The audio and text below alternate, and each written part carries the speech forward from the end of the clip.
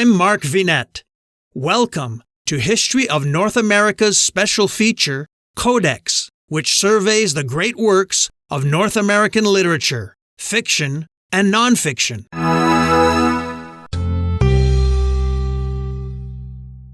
Common Sense, written by Thomas Paine. Introduction. Perhaps the sentiments contained in the following pages are not yet sufficiently fashionable to procure them general favor. A long habit of not thinking a thing wrong gives it a superficial appearance of being right, and raises at first a formidable outcry in defense of custom. But the tumult soon subsides. Time makes more converts than reason. As a long and violent abuse of power is generally the means of calling the right of it in question, and in matters, too, which might never have been thought of, had not the sufferers been aggravated into the inquiry, and, as the King of England hath undertaken in his own right to support the Parliament in what he calls theirs, and, as the good people of this country are grievously oppressed by the combination, they have an undoubted privilege to inquire into the pretensions of both, and equally to reject the usurpation of either. In the following sheets, the author hath studiously avoided everything which is personal among ourselves.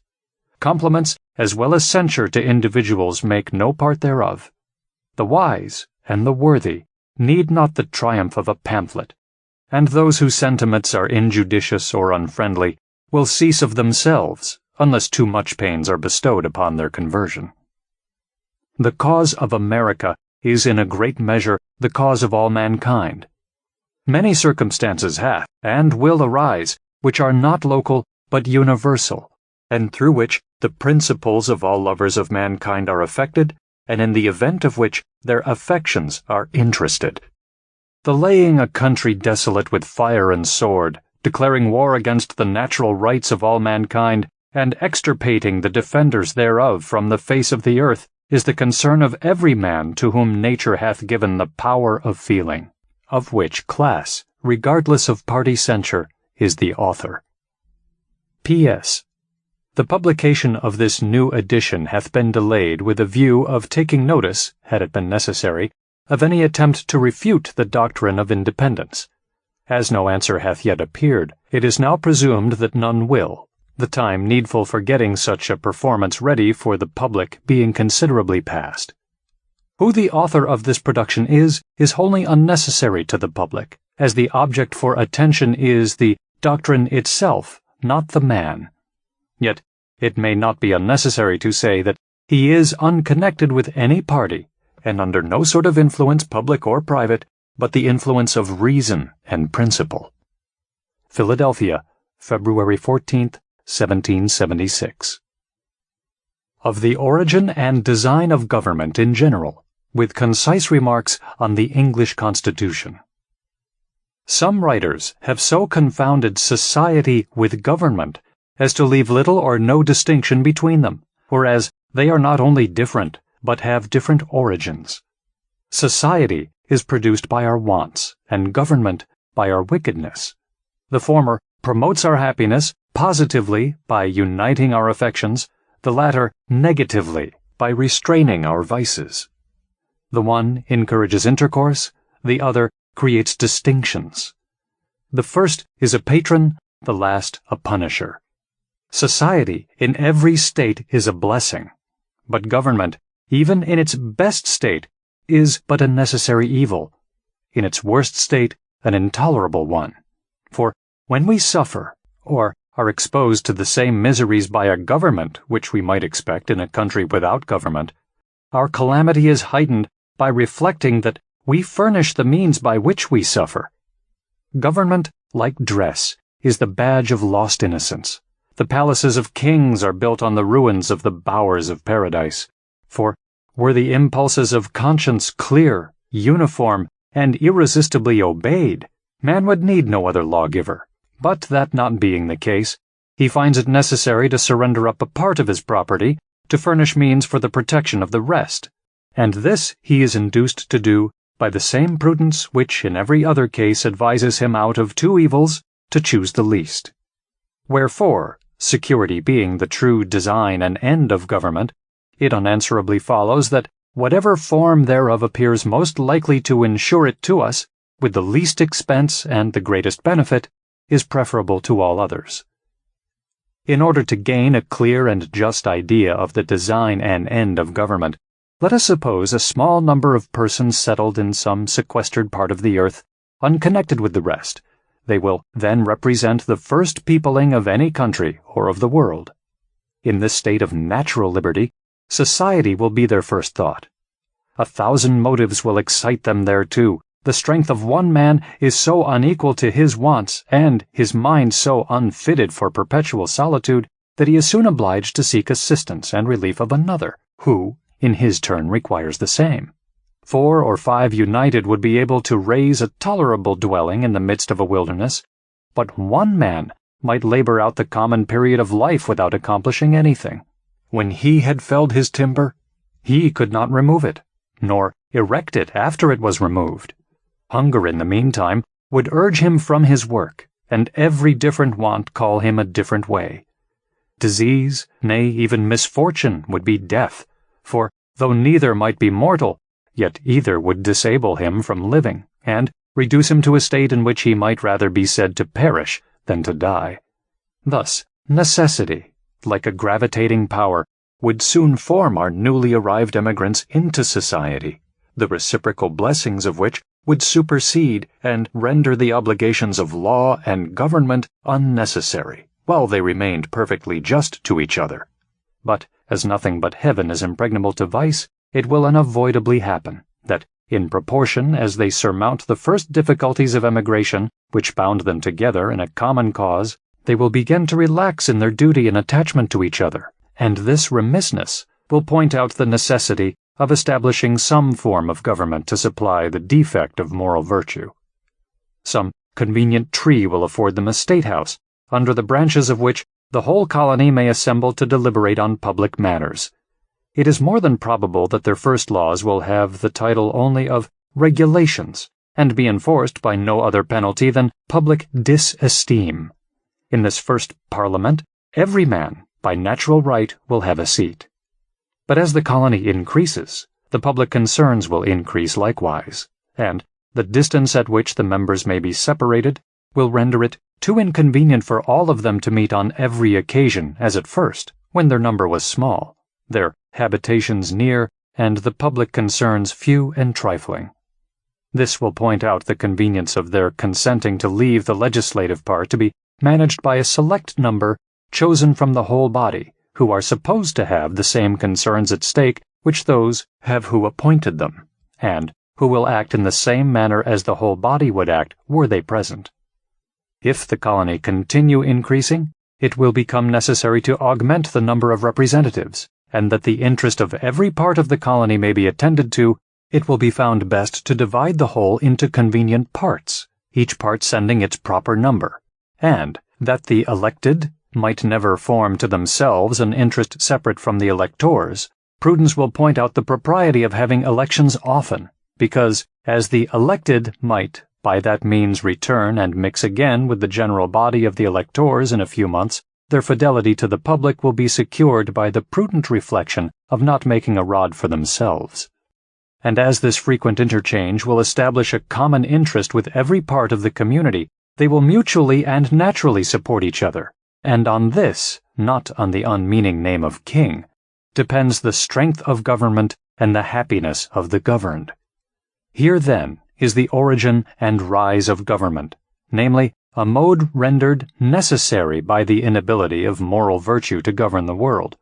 Here, too, is the design and end of government, viz., freedom and security. And however our eyes may be dazzled with show, or our ears deceived by sound, however prejudice may warp our wills or interest darken our understanding, the simple voice of nature and of reason will say, "It is right." I draw my idea of the form of government from a principle in nature, which no art can overturn, viz., that the more simple anything is, the less liable it is to be disordered, and the easier repaired when disordered. And with this maxim in view, I offer a few remarks on the so much boasted Constitution of England. That it was noble for the dark and slavish times in which it was erected is granted. When the world was overrun with tyranny, the least remove therefrom was a glorious rescue. But that it is imperfect, subject to convulsions, and incapable of producing what it seems to promise is easily demonstrated. Absolute governments, though the disgrace of human nature, have this advantage with them, that they are simple. If the people suffer, they know the head from which their suffering springs, know likewise the remedy, and are not bewildered by a variety of causes and cures. But the Constitution of England is so exceedingly complex that the nation may suffer for years together without being able to discover in which part the fault lies. Some will say in one, and some in another, and every political physician will advise a different medicine. I know it is difficult to get over local or long-standing prejudices, yet if we will suffer ourselves to examine the component parts of the English Constitution, we shall find them to be the base remains of two ancient tyrannies, compounded with some new republican materials. First, the remains of monarchical tyranny in the person of the king. Secondly, the remains of aristocratical tyranny in the persons of the peers. Thirdly, the new republican materials, in the persons of the commons, on whose virtue depends the freedom of England. The two first, by being hereditary, are independent of the people, wherefore, in a constitutional sense, they contribute nothing towards the freedom of the state. To say that the Constitution of England is a union of three powers reciprocally checking each other is farcical. Either the words have no meaning, or they are flat contradictions. To say that the Commons is a check upon the king presupposes two things. First, that the king is not to be trusted without being looked after, or, in other words, that a thirst for absolute power is the natural disease of monarchy. Secondly, that the Commons, by being appointed for that purpose, are either wiser or more worthy of confidence than the Crown. But as the same Constitution which gives the Commons a power to check the king by withholding the supplies gives afterwards the king a power to check the Commons by empowering him to reject their other bills, it again supposes that the king is wiser than those whom it is already supposed to be wiser than him. A mere absurdity. There is something exceedingly ridiculous in the composition of monarchy. It first excludes a man from the means of information, yet empowers him to act in cases where the highest judgment is required. The state of a king shuts him from the world, yet the business of a king requires him to know it thoroughly. Wherefore, the different parts, by unnaturally opposing and destroying each other, prove the whole character to be absurd and useless. Some writers have explained the English Constitution thus. The king, they say, is one, the people another. The peers are an house in behalf of the king, the commons in behalf of the people. But this hath all the distinctions of an house divided against itself, and though the expressions be pleasantly arranged, yet when examined they appear idle and ambiguous, and it will always happen that the nicest construction that words are capable of, when applied to the description of something which either cannot exist or is too incomprehensible to be within the compass of description, will be words of sound only. And, though they may amuse the ear, they cannot inform the mind. For this explanation includes a previous question, viz., how came the king by a power which the people are afraid to trust and always obliged to check? Such a power could not be the gift of a wise people. Neither can any power which needs checking be from God. Yet the provision, which the Constitution makes, supposes such a power to exist. But the provision is unequal to the task. The means either cannot or will not accomplish the end, and the whole affair is a felo de se. For as the greater weight will always carry up the less, and as all the wheels of a machine are put in motion by one, it only remains to know which power in the Constitution has the most weight, for that will govern. And though the others, or a part of them, may clog, or, as the phrase is, check the rapidity of its motion, yet so long as they cannot stop it, their endeavors will be ineffectual. The first moving power will at last have its way, and what it wants in speed is supplied by time. That the Crown is this overbearing part in the English Constitution needs not be mentioned, and that it derives its whole consequence merely from being the giver of places and pensions is self-evident. Wherefore, Though we have been wise enough to shut and lock a door against absolute monarchy, we at the same time have been foolish enough to put the crown in possession of the key. The prejudice of Englishmen in favor of their own government by king, lords, and commons arises as much or more from national pride than reason. Individuals are undoubtedly safer in England than in some other countries, but the will of the king is as much the law of the land in Britain as in France, with this difference, that instead of proceeding directly from his mouth, it is handed to the people under the more formidable shape of an Act of Parliament. For the fate of Charles I hath only made kings more subtle, not more just. Wherefore, laying aside all national pride and prejudice in favor of modes and forms, the plain truth is that it is wholly owing to the constitution of the people, and not to the constitution of the government, that the crown is not as oppressive in England as in Turkey. An inquiry into the constitutional errors in the English form of government is at this time highly necessary, for as we are never in a proper condition of doing justice to others, while we continue under the influence of some leading partiality, so neither are we capable of doing it to ourselves while we remain fettered by an obstinate prejudice. And as a man who is attached to a prostitute is unfitted to choose or judge of a wife, so any prepossession in favor of a rotten constitution of government will disable us from discerning a good one. Of monarchy and hereditary succession. Mankind being originally equals in the order of creation, the equality could only be destroyed by some subsequent circumstance. The distinctions of rich and poor may in a great measure be accounted for, and that without having recourse to the harsh, ill-sounding names of oppression and avarice. Oppression is often the consequence, but seldom or never the means of riches, and though avarice will preserve a man from being necessititiously poor, it generally makes him too timorous to be wealthy. But there is another and greater distinction for which no truly natural or religious reason can be assigned, and that is the distinction of men into kings and subjects. Male and female are the distinctions of nature, good and bad the distinctions of heaven. But how a race of men came into the world so exalted above the rest and distinguished like some new species is worth inquiring into, and whether they are the means of happiness or of misery to mankind. In the early ages of the world, according to the scripture chronology, there were no kings, the consequence of which was there were no wars. It is the pride of kings which throw mankind into confusion. Holland, without a king, hath enjoyed more peace for this last century than any of the monarchical governments in Europe. Antiquity favors the same remark, for the quiet and rural lives of the first patriarchs hath a happy something in them, which vanishes away when we come to the history of Jewish royalty. Government by kings was first introduced into the world by the heathens, from whom the children of Israel copied the custom. It was the most prosperous invention the devil ever set on foot for the promotion of idolatry. The heathens paid divine honors to their deceased kings, and the Christian world hath improved on the plan by doing the same to their living ones. How impious is the title of sacred majesty applied to a worm who, in the midst of his splendor, is crumbling into dust.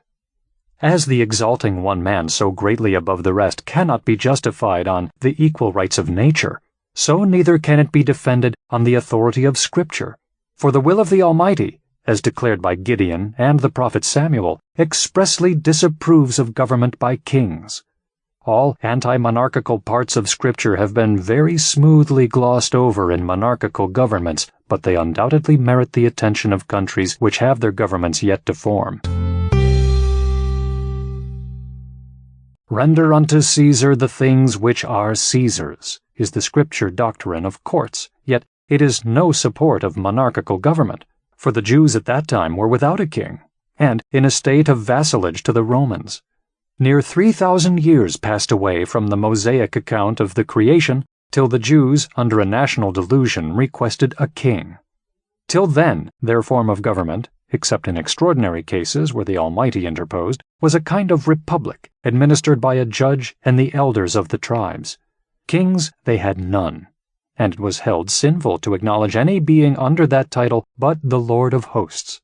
And when a man seriously reflects on the idolatrous homage which is paid to the persons of kings, He need not wonder that the Almighty, ever jealous of his honor, should disapprove of a form of government which so impiously invades the prerogative of heaven. Monarchy is ranked in Scripture as one of the sins of the Jews, for which a curse in reserve is denounced against them. The history of that transaction is worth attending to. The children of Israel being oppressed by the Midianites, Gideon marched against them with a small army, and victory, through the divine interposition, decided in his favor. The Jews, elate with success, and attributing it to the generalship of Gideon, proposed making him a king, saying, "Rule thou over us, thou and thy son and thy son's son." Here was temptation in its fullest extent, not a kingdom only, but an hereditary one. But Gideon in the piety of his soul replied, "I will not rule over you, neither shall my son rule over you. The Lord shall rule over you."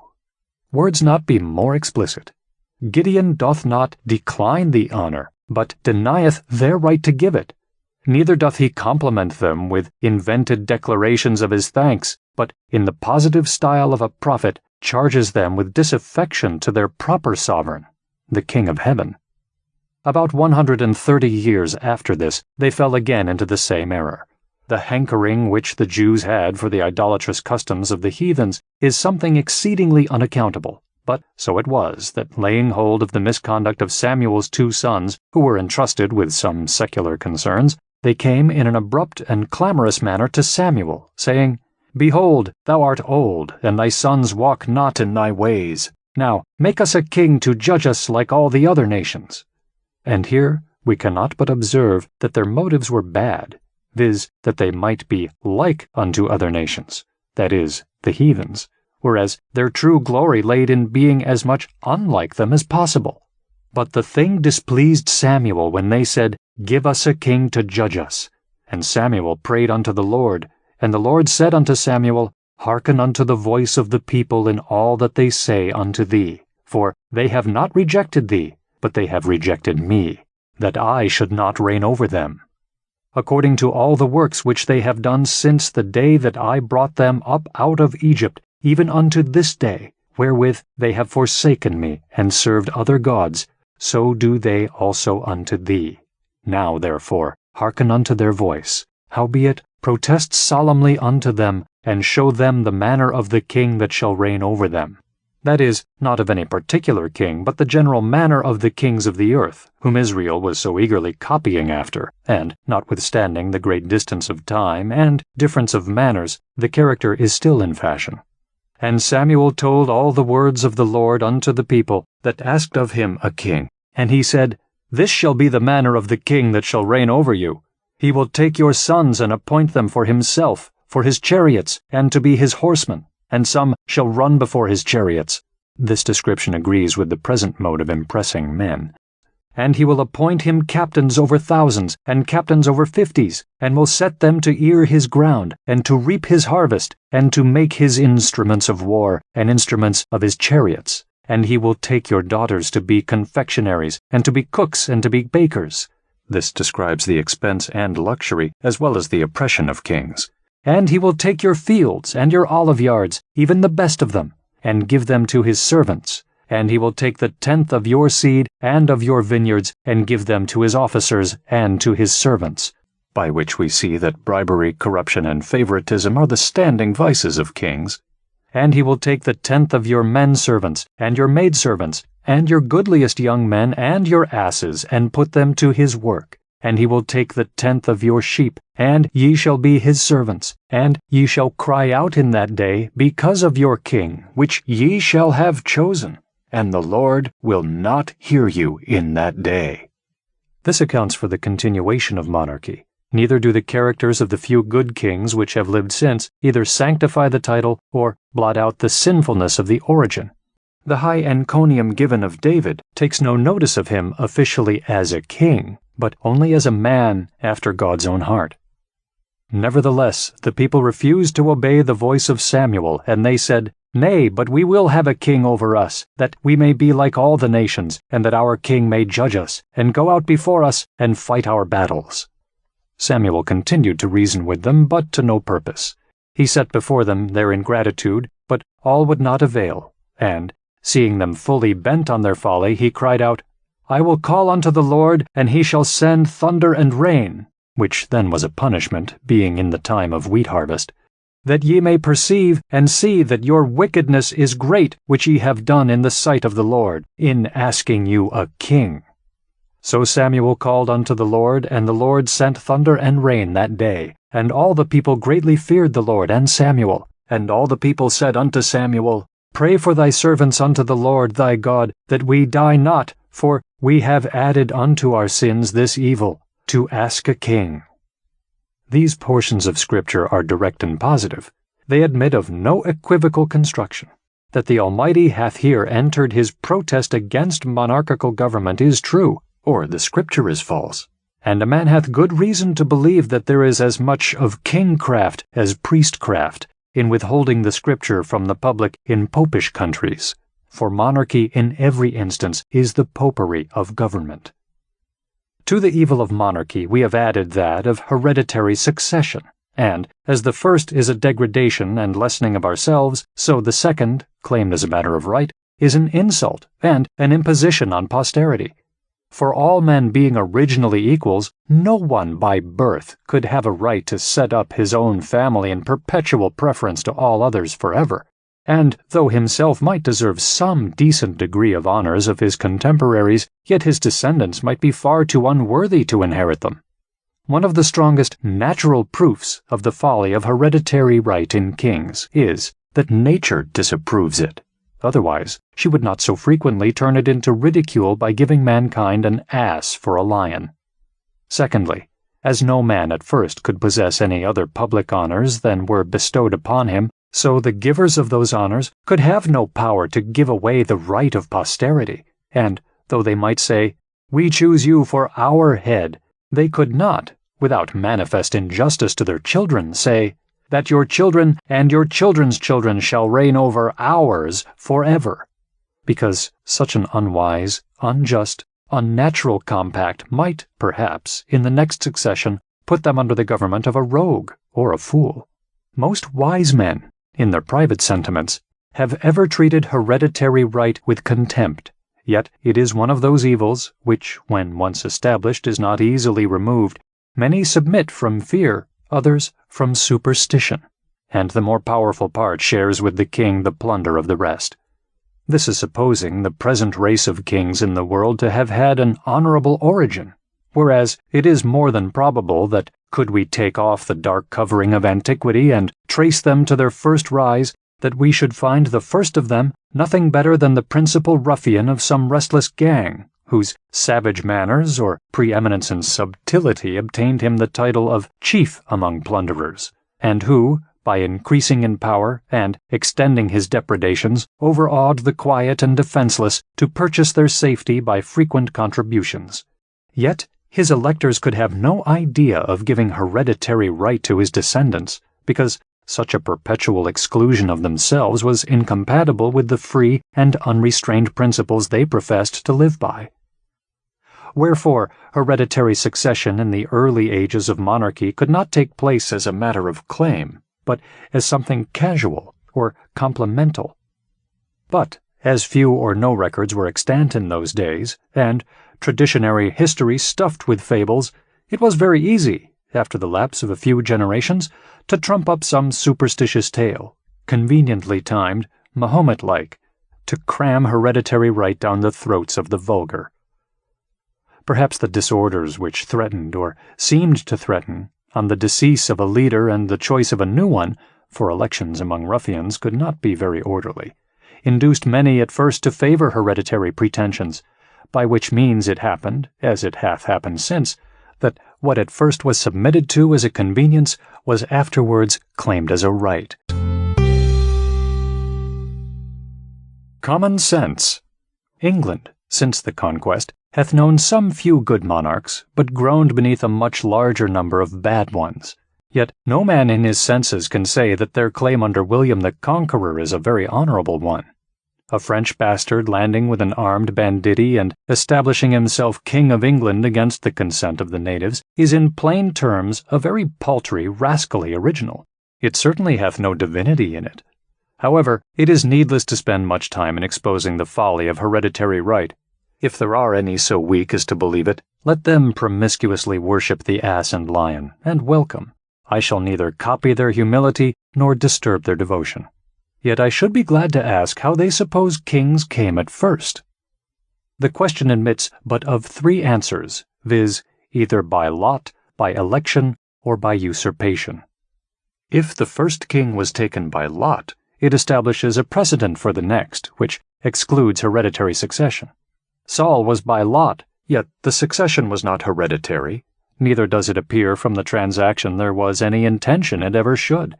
If the first king of any country was by election, that, likewise, establishes a precedent for the next. For to say that the right of all future generations is taken away by the act of the first electors in their choice not only of a king, but of a family of kings forever, hath no parallel in or out of Scripture but the doctrine of original sin, which supposes the free will of all men lost in Adam. And from such comparison, and it will admit of no other, hereditary succession can derive no glory. For as in Adam all sinned, and as in the first electors all men obeyed, as in the one all mankind were subjected to Satan, and in the other to sovereignty. As our innocence was lost in the first, and our authority in the last, and as both disable us from reassuming some former state and privilege, it unanswerably follows that original sin and hereditary succession are parallels, dishonorable rank, inglorious connection, yet the most subtle sophist cannot produce a juster simile. As to usurpation, no man will be so hardy as to defend it, and that William the Conqueror was an usurper is a fact not to be contradicted. The plain truth is that the antiquity of English monarchy will not bear looking into. But it is not so much the absurdity as the evil of hereditary succession which concerns mankind. Did it ensure a race of good and wise men, it would have the seal of divine authority, but as it opens a door to the foolish, the wicked, and the improper, it hath in it the nature of oppression. Men who look upon themselves born to reign, and others to obey, soon grow insolent. Selected from the rest of mankind, their minds are early poisoned by importance. And the world they act in differs so materially from the world at large that they have but little opportunity of knowing its true interests, and when they succeed to the government are frequently the most ignorant and unfit of any throughout the dominions. Another evil which attends hereditary succession is that the throne is subject to be possessed by a minor at any age, all which time the regency, acting under the cover of a king, have every opportunity and inducement to betray their trust. The same national misfortune happens when a king, worn out with age and infirmity, enters the last stage of human weakness. In both these cases, the public becomes a prey to every miscreant who can tamper successfully with the follies either of age or infancy. The most plausible plea which hath ever been offered in favor of hereditary succession is that it preserves a nation from civil wars, and were this true it would be weighty, whereas it is the most barefaced falsity ever imposed upon mankind. The whole history of England disowns the fact. 30 kings and 2 minors have reigned in that distracted kingdom since the conquest, in which time there have been, including the Revolution, no less than 8 civil wars and 19 rebellions. Wherefore, instead of making for peace, it makes against it, and destroys the very foundation it seems to stand on. The contest for monarchy and succession between the houses of York and Lancaster laid England in a scene of blood for many years. 12 pitched battles, besides skirmishes and sieges, were fought between Henry and Edward. Twice was Henry prisoner to Edward, who in his turn was prisoner to Henry, and so uncertain is the fate of war and the temper of a nation, when nothing but personal matters are the ground of a quarrel, that Henry was taken in triumph from a prison to a palace, and Edward obliged to fly from a palace to a foreign land. Yet, as sudden transitions of temper are seldom lasting, Henry in his turn was driven from the throne, and Edward recalled to succeed him, the Parliament always following the strongest side. This contest began in the reign of Henry VI, and was not entirely extinguished till Henry VII, in whom the families were united, including a period of 67 years, viz. from 1422 to 1489. In short, monarchy and succession have laid, not this or that kingdom only, but the world in blood and ashes. 'Tis a form of government which the word of God bears testimony against, and blood will attend it. If we inquire into the business of a king, we shall find that in some countries they have none, and, after sauntering away their lives without pleasure to themselves or advantage to the nation, withdraw from the scene, and leave their successors to tread the same idle round. In absolute monarchies, the whole weight of business, civil and military, lies on the king. The children of Israel, in their request for a king, urged this plea, that he may judge us and go out before us and fight our battles. But in countries where he is neither a judge nor a general, as in England, a man would be puzzled to know what is his business. The nearer any government approaches to a republic, the less business there is for a king. It is somewhat difficult to find a proper name for the government of England. Sir William Meredith calls it a republic, but in its present state it is unworthy of the name, because the corrupt influence of the crown, by having all the places in its disposal, hath so effectually swallowed up the power, and eaten out the virtue of the House of Commons, the republican part in the Constitution, that the government of England is nearly as monarchical as that of France or Spain. Men fall out with names without understanding them, for it is the republican and not the monarchical part of the Constitution of England which Englishmen glory in, viz., the liberty of choosing an House of Commons from out of their own body, and it is easy to see that when republican virtue fails, slavery ensues. Why is the Constitution of England sickly but because monarchy hath poisoned the republic, the crown hath engrossed the commons? In England, a king hath little more to do than to make war and give away places, which, in plain terms, is to impoverish the nation and set it together by the ears. A pretty business indeed for a man to be allowed 800,000 sterling a year for, and worshipped into the bargain. Of more worth is one honest man to society, and in the sight of God, than all the crowned ruffians that ever lived. Thoughts on the present state of American affairs. In the following pages, I offer nothing more than simple facts, plain arguments, and common sense, and have no other preliminaries to settle with the reader than that he will divest himself of prejudice and prepossession, and suffer his reason and his feelings to determine for themselves that he will put on, or rather that he will not put off, the true character of a man, and generously enlarge his views beyond the present day. Volumes have been written on the subject of the struggle between England and America.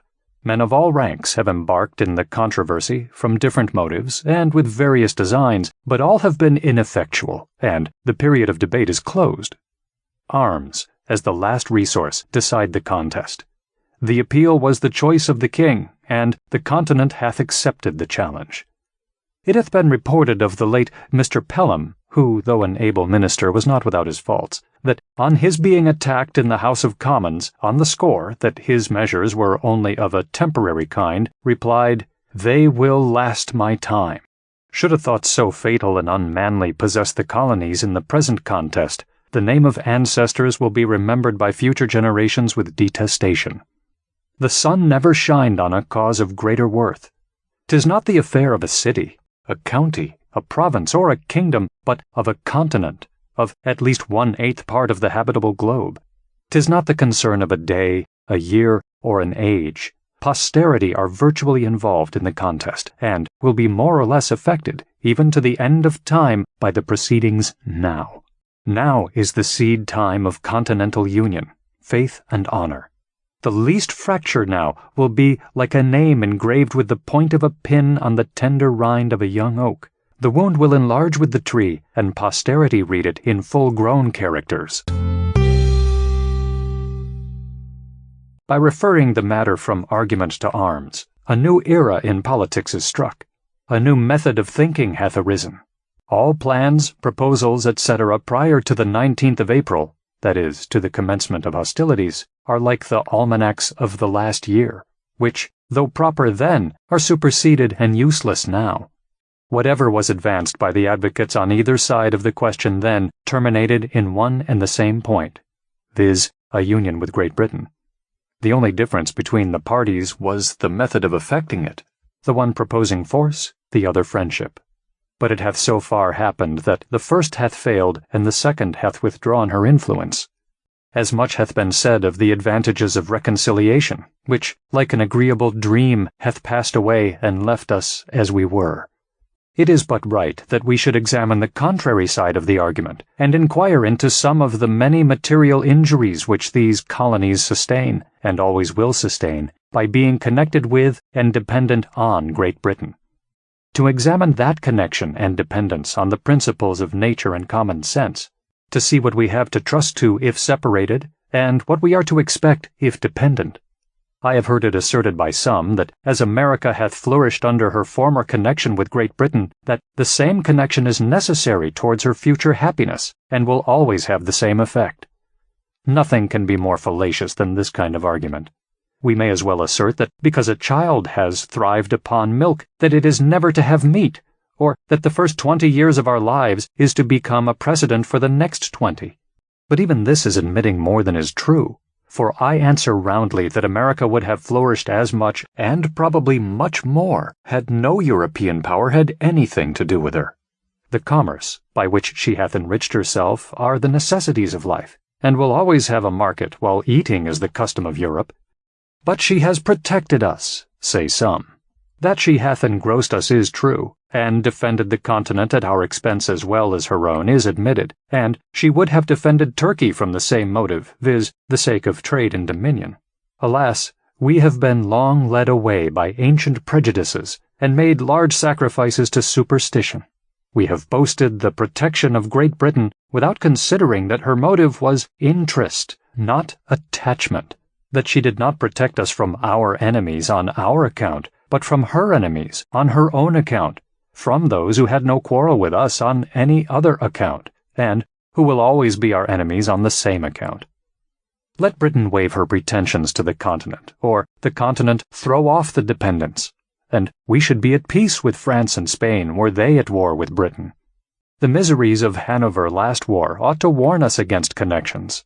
It hath lately been asserted in Parliament that the colonies have no relation to each other but through the parent country, that is, that Pennsylvania and the Jerseys and so on, for the rest, are sister colonies by the way of England. This is certainly a very roundabout way of proving relationship, but it is the nearest and only true way of proving enemyship, if I may so call it.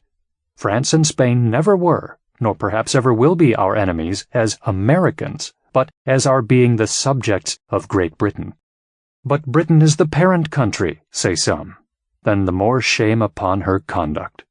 Even brutes do not devour their young, nor savages make war upon their families, wherefore the assertion, if true, turns to her reproach. But it happens not to be true, or only partly so, and the phrase parent, or mother country, hath been Jesuitically adopted by the king and his parasites, with a low papistical design of gaining an unfair bias on the credulous weakness of our minds. Europe, and not England, is the parent country of America. This new world hath been the asylum for the persecuted lovers of civil and religious liberty from every part of Europe. Hither have they fled, not from the tender embraces of the mother, but from the cruelty of the monster, and it is so far true of England that the same tyranny which drove the first emigrants from home pursues their descendants still. In this extensive quarter of the globe, we forget the narrow limits of 360 miles, the extent of England, and carry out friendship on a larger scale. We claim brotherhood with every European Christian, and triumph in the generosity of the sentiment. It is pleasant to observe by what regular gradations we surmount the force of local prejudice, as we enlarge our acquaintance with the world. A man born in any town in England, divided into parishes, will naturally associate most with his fellow parishioners, because their interests in many cases will be common, and distinguish him by the name of neighbor. If he meet him but a few miles from home, he drops the narrow idea of a street and salutes him by the name of townsman. If he travel out of the county and meet him in any other, he forgets the minor divisions of street and town and calls him countryman, that is, county man. But if in their foreign excursions they should associate in France or in any other part of Europe, their local remembrance would be enlarged into that of Englishman. And by a just parity of reasoning, all Europeans meeting in America, or any other quarter of the globe, are countrymen, for England, Holland, Germany, or Sweden, when compared with the whole, stand in the same places on the larger scale, which the division of street, town, and county do on the smaller ones. Distinctions too limited for continental minds. Not 1/3 of the inhabitants, even of this province, are of English descent. Wherefore I reprobate the phrase of parent or mother country applied to England only as being false, selfish, narrow, and ungenerous. But admitting that we were all of English descent, what does it amount to? Nothing. Britain, being now an open enemy, extinguishes every other name and title, and to say that reconciliation is our duty is truly farcical. The first King of England, of the present line, William the Conqueror, was a Frenchman, and half the peers of England are descendants from the same country. Wherefore, by the same method of reasoning, England ought to be governed by France. Much hath been said of the united strength of Britain and the colonies, that in conjunction they might bid defiance to the world. But this is mere presumption. The fate of war is uncertain. Neither do the expressions mean anything, for this continent would never suffer itself to be drained of inhabitants to support the British arms in either Asia, Africa, or Europe. Besides, what have we to do with setting the world at defiance? Our plan is commerce, and that, well attended to, will secure us the peace and friendship of all Europe, because it is the interest of all Europe to have America a free port. Her trade will always be a protection, and her barrenness of gold and silver secure her from invaders. I challenge the warmest advocate for reconciliation to shew a single advantage that this continent can reap by being connected with Great Britain. I repeat the challenge. Not a single advantage is derived. Our corn will fetch its price in any market in Europe, and our imported goods must be paid for, buy them where we will.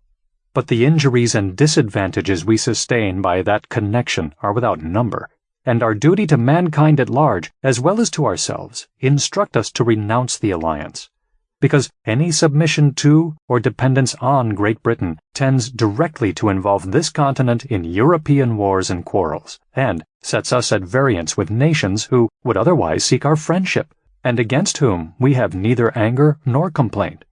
As Europe is our market for trade, we ought to form no partial connection with any part of it.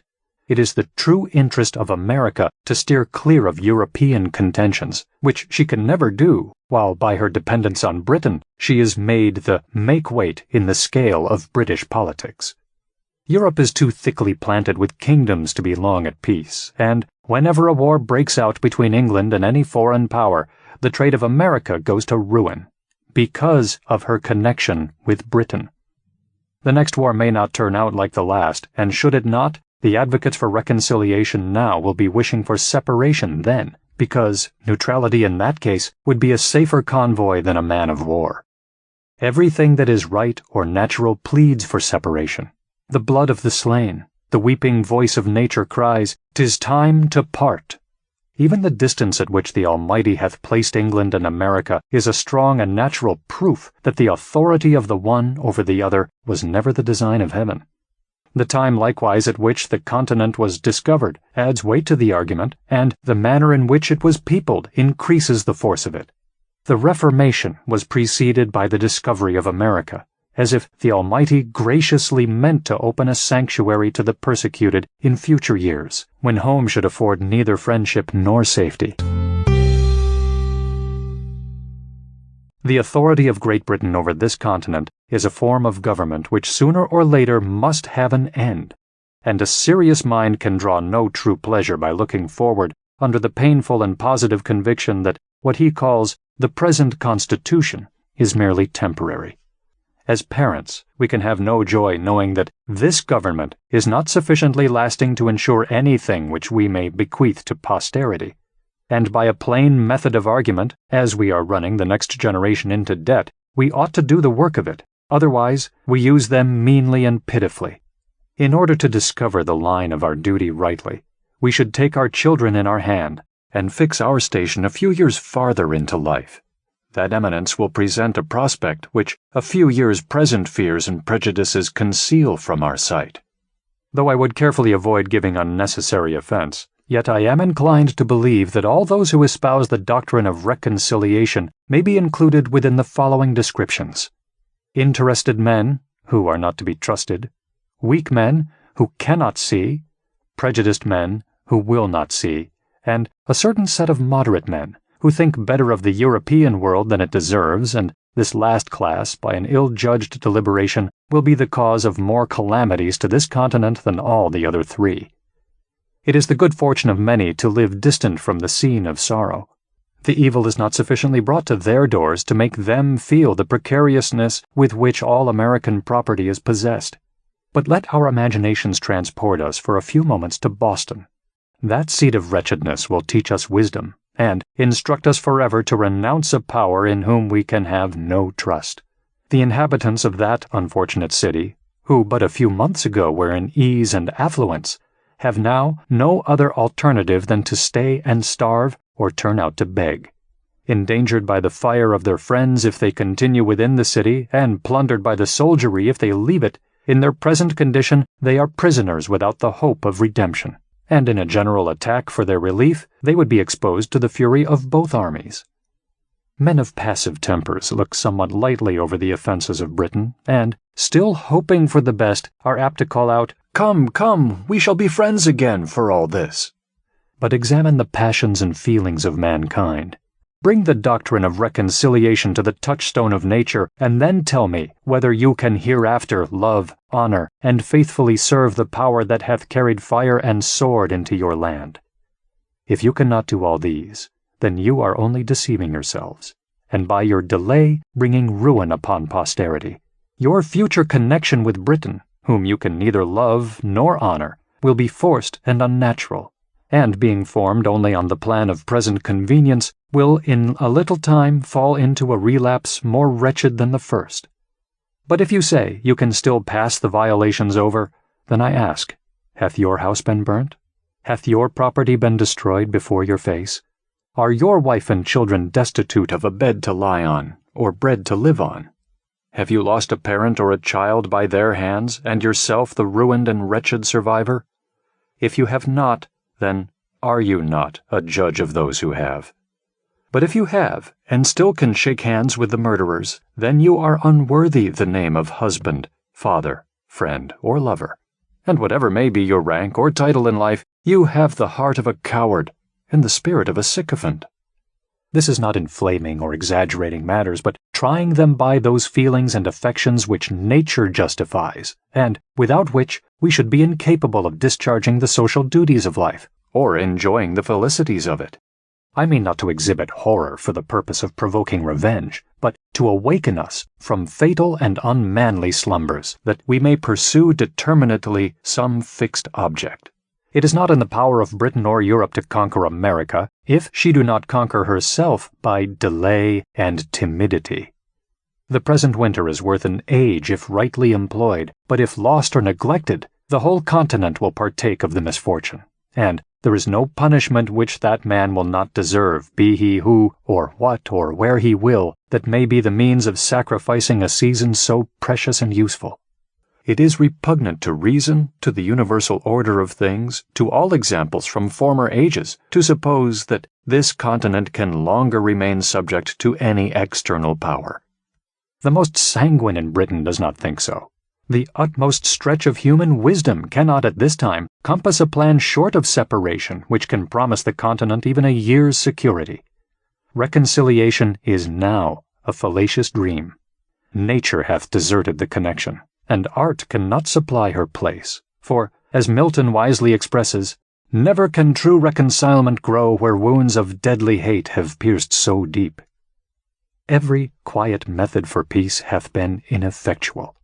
Our prayers have been rejected with disdain, and only tended to convince us that nothing flatters vanity or confirms obstinacy in kings more than repeated petitioning, and nothing hath contributed more than that very measure to keep the kings of Europe absolute. Witness Denmark and Sweden. Wherefore, since nothing but blows will do, for God's sake, let us come to final separation, and not leave the next generation to be cutting throats under the violated, unmeaning names of parent and child. To say they will never attempt it again is idle and visionary. We thought so at the repeal of the Stamp Act, yet a year or two undeceived us, As well we may suppose that nations which have been once defeated will never renew the quarrel. As to government matters, it is not in the power of Britain to do this continent justice. The business of it will soon be too weighty and intricate to be managed with any tolerable degree of convenience by a power so distant from us and so very ignorant of us. For if they cannot conquer us, they cannot govern us. To be always running 3,000 or 4,000 miles with a tale or a petition, waiting 4 or 5 months for an answer, which, when obtained, requires 5 or 6 more to explain it in, will in a few years be looked upon as folly and childishness. There was a time when it was proper, and there is a proper time for it to cease. Small islands, not capable of protecting themselves, are the proper objects for kingdoms to take under their care, but there is something very absurd in supposing a continent to be perpetually governed by an island. In no instance hath nature made the satellite larger than its primary planet, and as England and America, with respect to each other, reverses the common order of nature, it is evident they belong to different systems, England to Europe, America to itself. I am not induced by motives of pride, party, or resentment to espouse the doctrine of separation and independence. I am clearly, positively, and conscientiously persuaded that it is the true interest of this continent to be so, that everything short of that is mere patchwork, that it can afford no lasting felicity, that it is leaving the sword to our children and shrinking back at a time when a little more, a little farther, would have rendered this continent the glory of the earth.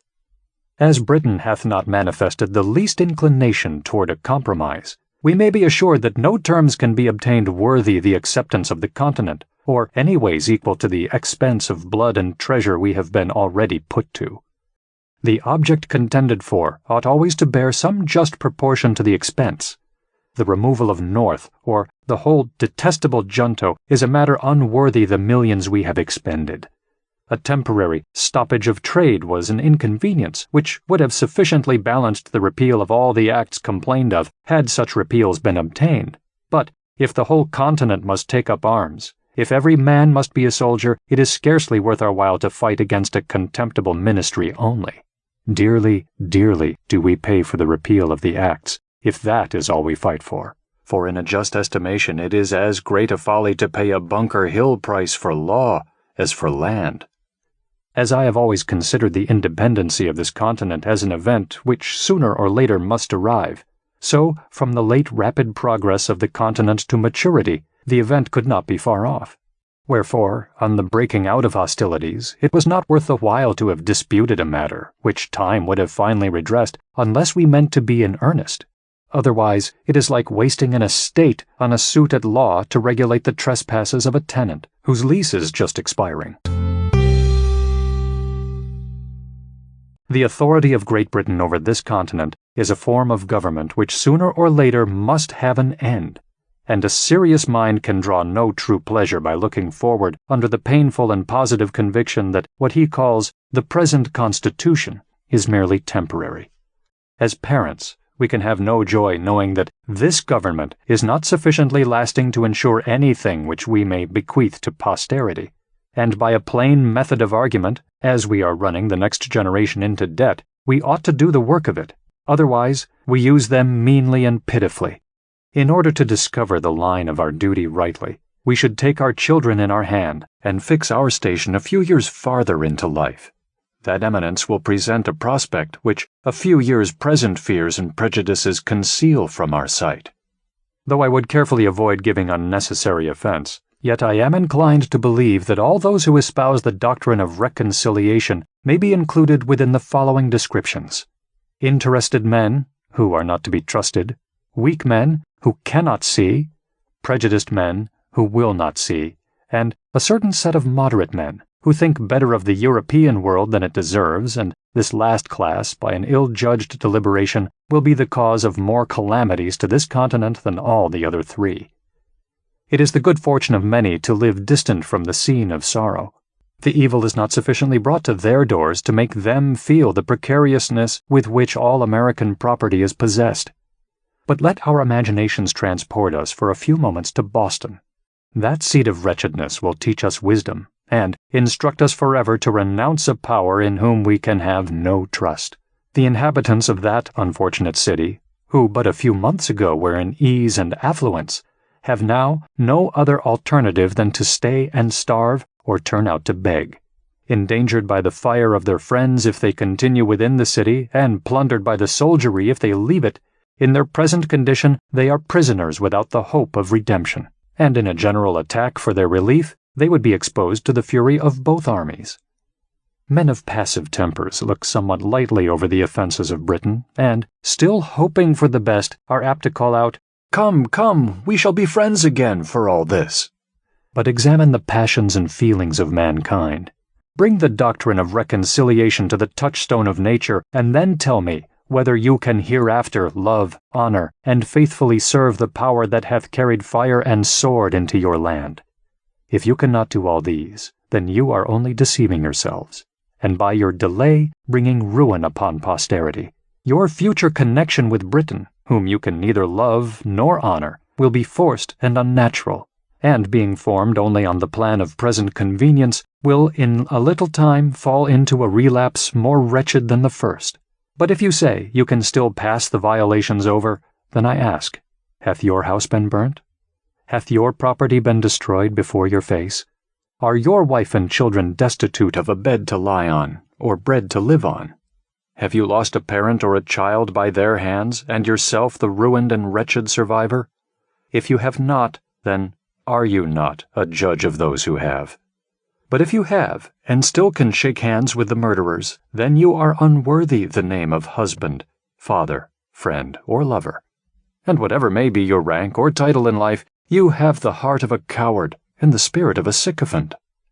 This is not inflaming or exaggerating matters, but trying them by those feelings and affections which nature justifies, and without which we should be incapable of discharging the social duties of life, or enjoying the felicities of it.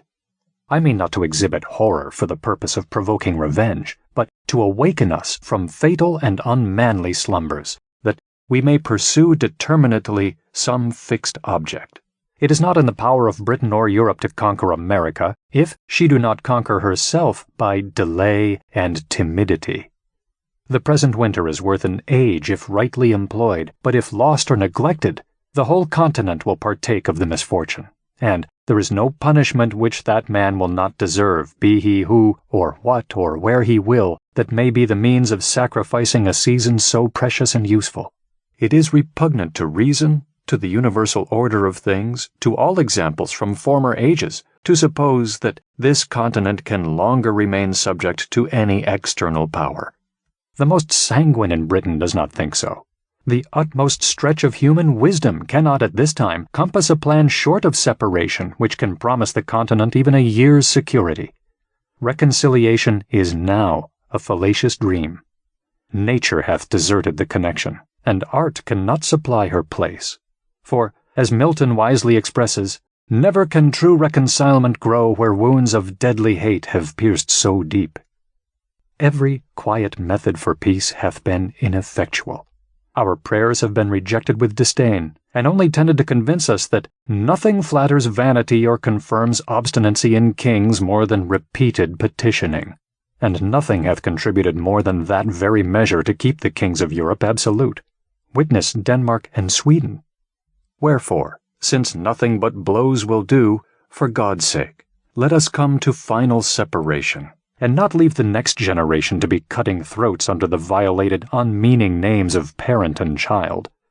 To say they will never attempt it again is idle and visionary.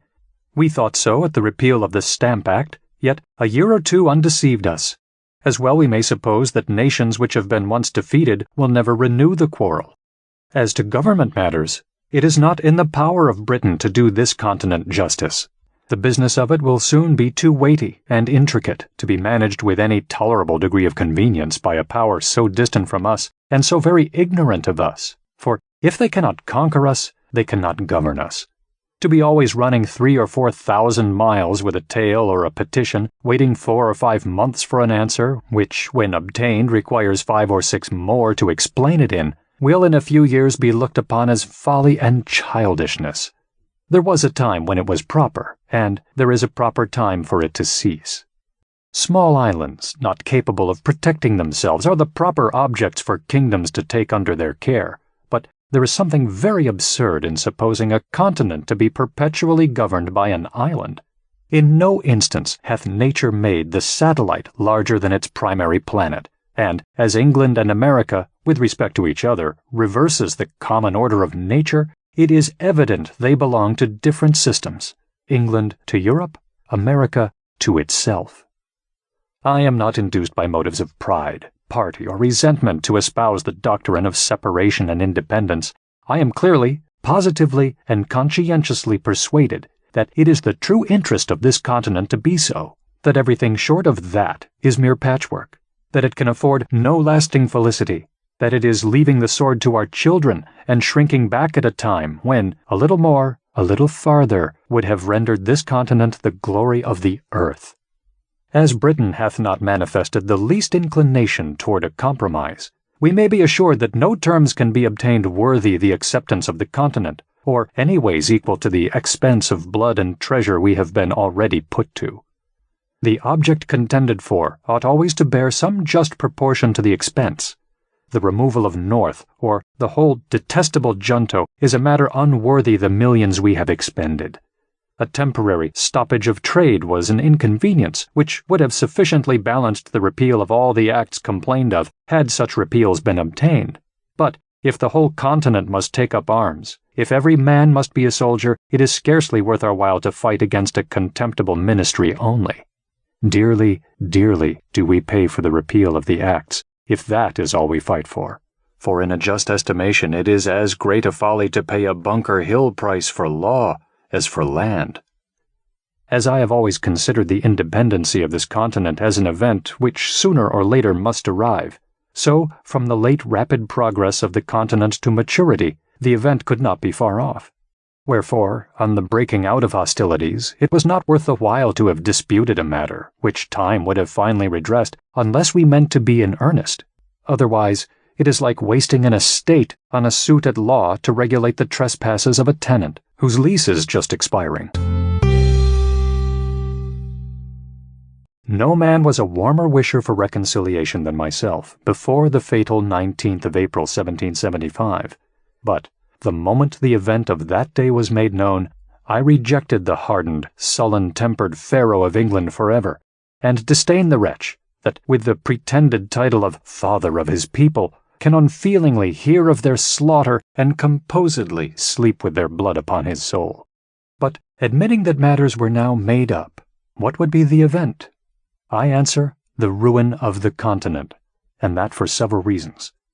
First, the powers of governing still remaining in the hands of the king, he will have a negative over the whole legislation of this continent, and, as he hath shewn himself such an inveterate enemy to liberty, and discovered such a thirst for arbitrary power, is he or is he not a proper man to say to these colonies, "You shall make no laws but what I please"?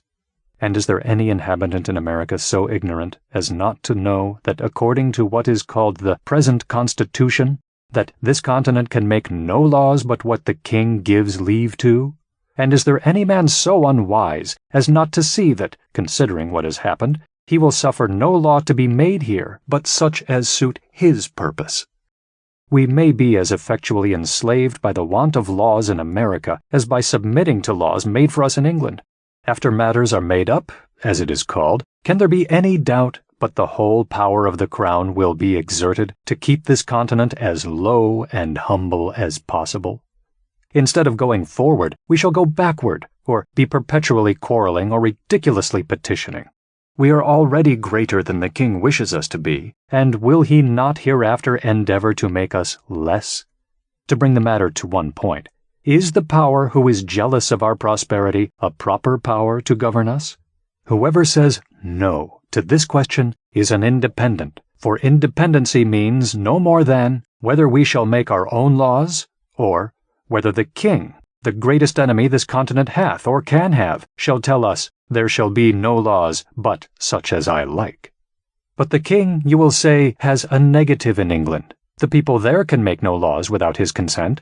In point of right and good order, there is something very ridiculous that a youth of 21, which hath often happened, shall say to several millions of people older and wiser than himself, I forbid this or that act of yours to be law. But in this place, I decline this sort of reply, though I will never cease to expose the absurdity of it, and only answer that England, being the king's residence, and America not so, makes quite another case. The king's negative here is 10 times more dangerous and fatal than it can be in England, for there he will scarcely refuse his consent to a bill for putting England into as strong a state of defense as possible, and in America he would never suffer such a bill to be passed. America is only a secondary object in the system of British politics. England consults the good of this country no further than it answers her own purpose. Wherefore, her own interest leads her to suppress the growth of ours in every case which doth not promote her advantage, or in the least interferes with it. A pretty state we should soon be in under such a second-hand government, considering what has happened. Men do not change from enemies to friends by the alteration of a name, and in order to shew that reconciliation now is a dangerous doctrine, I affirm that it would be policy in the king at this time to repeal the acts for the sake of reinstating himself in the government of the provinces, in order that he may accomplish by craft and subtlety in the long run what he cannot do by force and violence in the short one.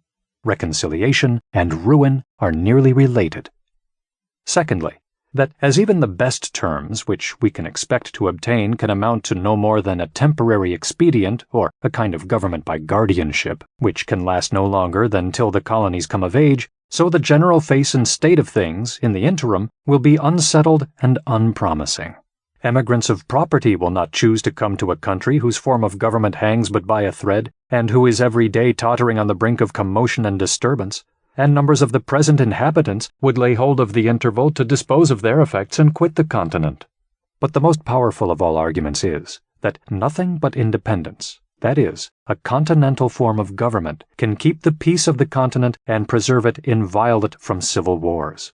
I dread the event of a reconciliation with Britain now, as it is more than probable that it will be followed by a revolt somewhere or other, the consequences of which may be far more fatal than all the malice of Britain. Thousands are already ruined by British barbarity, thousands more will probably suffer the same fate. Those men have other feelings than us who have nothing suffered. All they now possess is liberty. What they before enjoyed is sacrificed to its service, and having nothing more to lose, they disdain submission. Besides, the general temper of the colonies towards a British government will be like that of a youth who is nearly out of his time. They will care very little about her, and a government which cannot preserve the peace is no government at all, and in that case we pay our money for nothing, and pray, what is it that Britain can do, whose power will be wholly on paper, should a civil tumult break out on the very day after reconciliation? I have heard some men say, many of whom I believe spoke without thinking, that they dreaded an independence, fearing that it would produce civil wars. It is but seldom that our first thoughts are truly correct, and that it is the case here, for there are 10 times more to dread from a patched-up connection than from independence. I make the sufferer's case my own, and I protest that were I driven from house and home, my property destroyed and my circumstances ruined, that as a man, sensible of injuries, I could never relish the doctrine of reconciliation, or consider myself bound thereby. The colonies have manifested such a spirit of good order and obedience to continental government as is sufficient to make every reasonable person easy and happy on that head.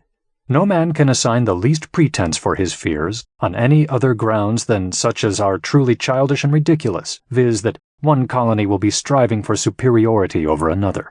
Where there are no distinctions, there can be no superiority. Perfect equality affords no temptation. The republics of Europe are all, and we may say always, in peace. Holland and Switzerland are without wars, foreign or domestic. Monarchical governments, it is true, are never long at rest. The crown itself is a temptation to enterprising ruffians at home, and that degree of pride and insolence ever attendant on regal authority swells into a rupture with foreign powers, in instances where a republican government, by being formed on more natural principles, would negotiate the mistake. If there is any true cause of fear respecting independence, it is because no plan is yet laid down. Men do not see their way out, wherefore, as an opening into that business, I offer the following hints, at the same time modestly affirming that I have no other opinion of them myself than that they may be the means of giving rise to something better. Could the straggling thoughts of individuals be collected, they would frequently form materials for wise and able men to improve into useful matter. Let the assemblies be annual, with a president only, the representation more equal, their business wholly domestic and subject to the authority of a continental congress. Let each colony be divided into 6, 8, or 10 convenient districts, each district to send a proper number of delegates to Congress, so that each colony send at least 30. The whole number in Congress will be at least 390. Each Congress to sit and to choose a president by the following method. When the delegates are met, let a colony be taken from the whole 13 colonies by lot, after which let the whole Congress choose, by ballot, a president from out of the delegates of that province. In the next Congress, let a colony be taken by lot from 12 only, omitting that colony from which the president was taken in the former Congress, and so proceeding on till the whole 13 shall have had their proper rotation. And, in order that nothing may pass into a law but what is satisfactorily just, not less than 3/5 of the Congress to be called a majority. He that will promote discord under a government so equally formed as this would have joined Lucifer in his revolt. But, as there is a peculiar delicacy from whom or in what manner this business must first arise, and as it seems most agreeable and consistent that it should come from some intermediate body between the governed and the governors, that is, between the Congress and the people, let a continental conference be held. Let a continental conference be held in the following manner and for the following purpose. A committee of 26 members of Congress, viz., 2 for each colony, 2 members from each House of Assembly or Provincial Convention, and 5 representatives of the people at large to be chosen in the capital city or town of each province, for and in behalf of the whole province, by as many qualified voters as shall think proper to attend from all parts of the province for that purpose. Or, if more convenient, the representatives may be chosen in 2 or 3 of the most populous parts thereof. In this conference, thus assembled, will be united the 2 grand principles of business, knowledge and power. The members of Congress, assemblies, or conventions, by having had experience in national concerns, will be able and useful counselors, and, the whole, being empowered by the people, will have a truly legal authority. The conferring members being met, let their business be to frame a continental charter, or charter of the United Colonies, answering to what is called the Magna Charta of England, fixing the number and manner of choosing members of Congress, members of Assembly with their date of sitting, and drawing the line of business and jurisdiction between them, always remembering that our strength is continental, not provincial. Securing freedom and property to all men, and above all things, the free exercise of religion, according to the dictates of conscience, with such other matter as is necessary for a charter to contain. Immediately after which, the said conference to dissolve, and the bodies which shall be chosen conformable to the said charter to be the legislators and governors of this continent for the time being, whose peace and happiness may God preserve. Amen. Should any body of men be hereafter delegated for this or some similar purpose, I offer them the following extracts from that wise observer on governments, Dragonetti. The science, says he, of the politician consists in fixing the true point of happiness and freedom. Those men would deserve the gratitude of ages who should discover a mode of government that contained the greatest sum of individual happiness with the least national expense. Dragonetti on Virtue and Rewards. But where, says some, is the King of America? I'll tell you, friend, he reigns above, and doth not make havoc of mankind like the royal brute of Britain. Yet, that we may not appear to be defective even in earthly honors, let a day be solemnly set apart for proclaiming the Charter. Let it be brought forth, placed on the divine law, the Word of God. Let a crown be placed thereon, by which the world may know that so far as we approve of monarchy, that in America the law is king. For as in absolute governments the king is law, so in free countries the law ought to be king, and there ought to be no other. But lest any ill use should afterwards arise, let the crown at the conclusion of the ceremony be demolished and scattered among the people whose right it is.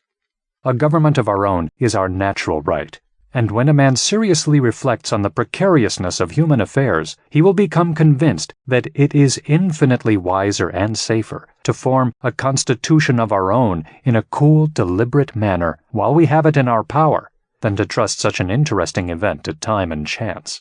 If we omit it now, some Massanello may hereafter arise, who, laying hold of popular disquietudes, may collect together the desperate and the discontented, and by assuming to themselves the powers of government, may sweep away the liberties of the continent like a deluge. Should the government of America return again into the hands of Britain, the tottering situation of things will be a temptation for some desperate adventurer to try his fortune, and in such a case, what relief can Britain give? Ere she could hear the news, the fatal business might be done, and ourselves suffering like the wretched Britons under the oppression of the conqueror. Ye that oppose independence now, ye know not what ye do. Ye are opening a door to eternal tyranny by keeping vacant the seat of government. There are thousands and tens of thousands who would think it glorious to expel from the continent that barbarous and hellish power which hath stirred up the Indians and Negroes to destroy us. The cruelty hath a double guilt. It is dealing brutally by us and treacherously by them. To talk of friendship with those in whom our reason forbids us to have faith, and our affections, wounded through 1,000 pores, instruct us to detest, is madness and folly.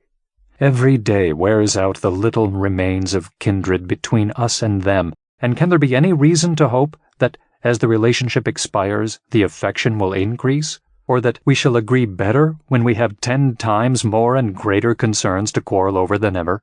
Ye that tell us of harmony and reconciliation, can ye restore us to the time that is past? Can ye give to prostitution its former innocence? Neither can ye reconcile Britain and America. The last cord now is broken. The people of England are presenting addresses against us. There are injuries which nature cannot forgive. She would cease to be nature if she did. As well can the lover forgive the ravisher of his mistress as the continent forgive the murders of Britain. The Almighty hath implanted in us these unextinguishable feelings for good and wise purposes.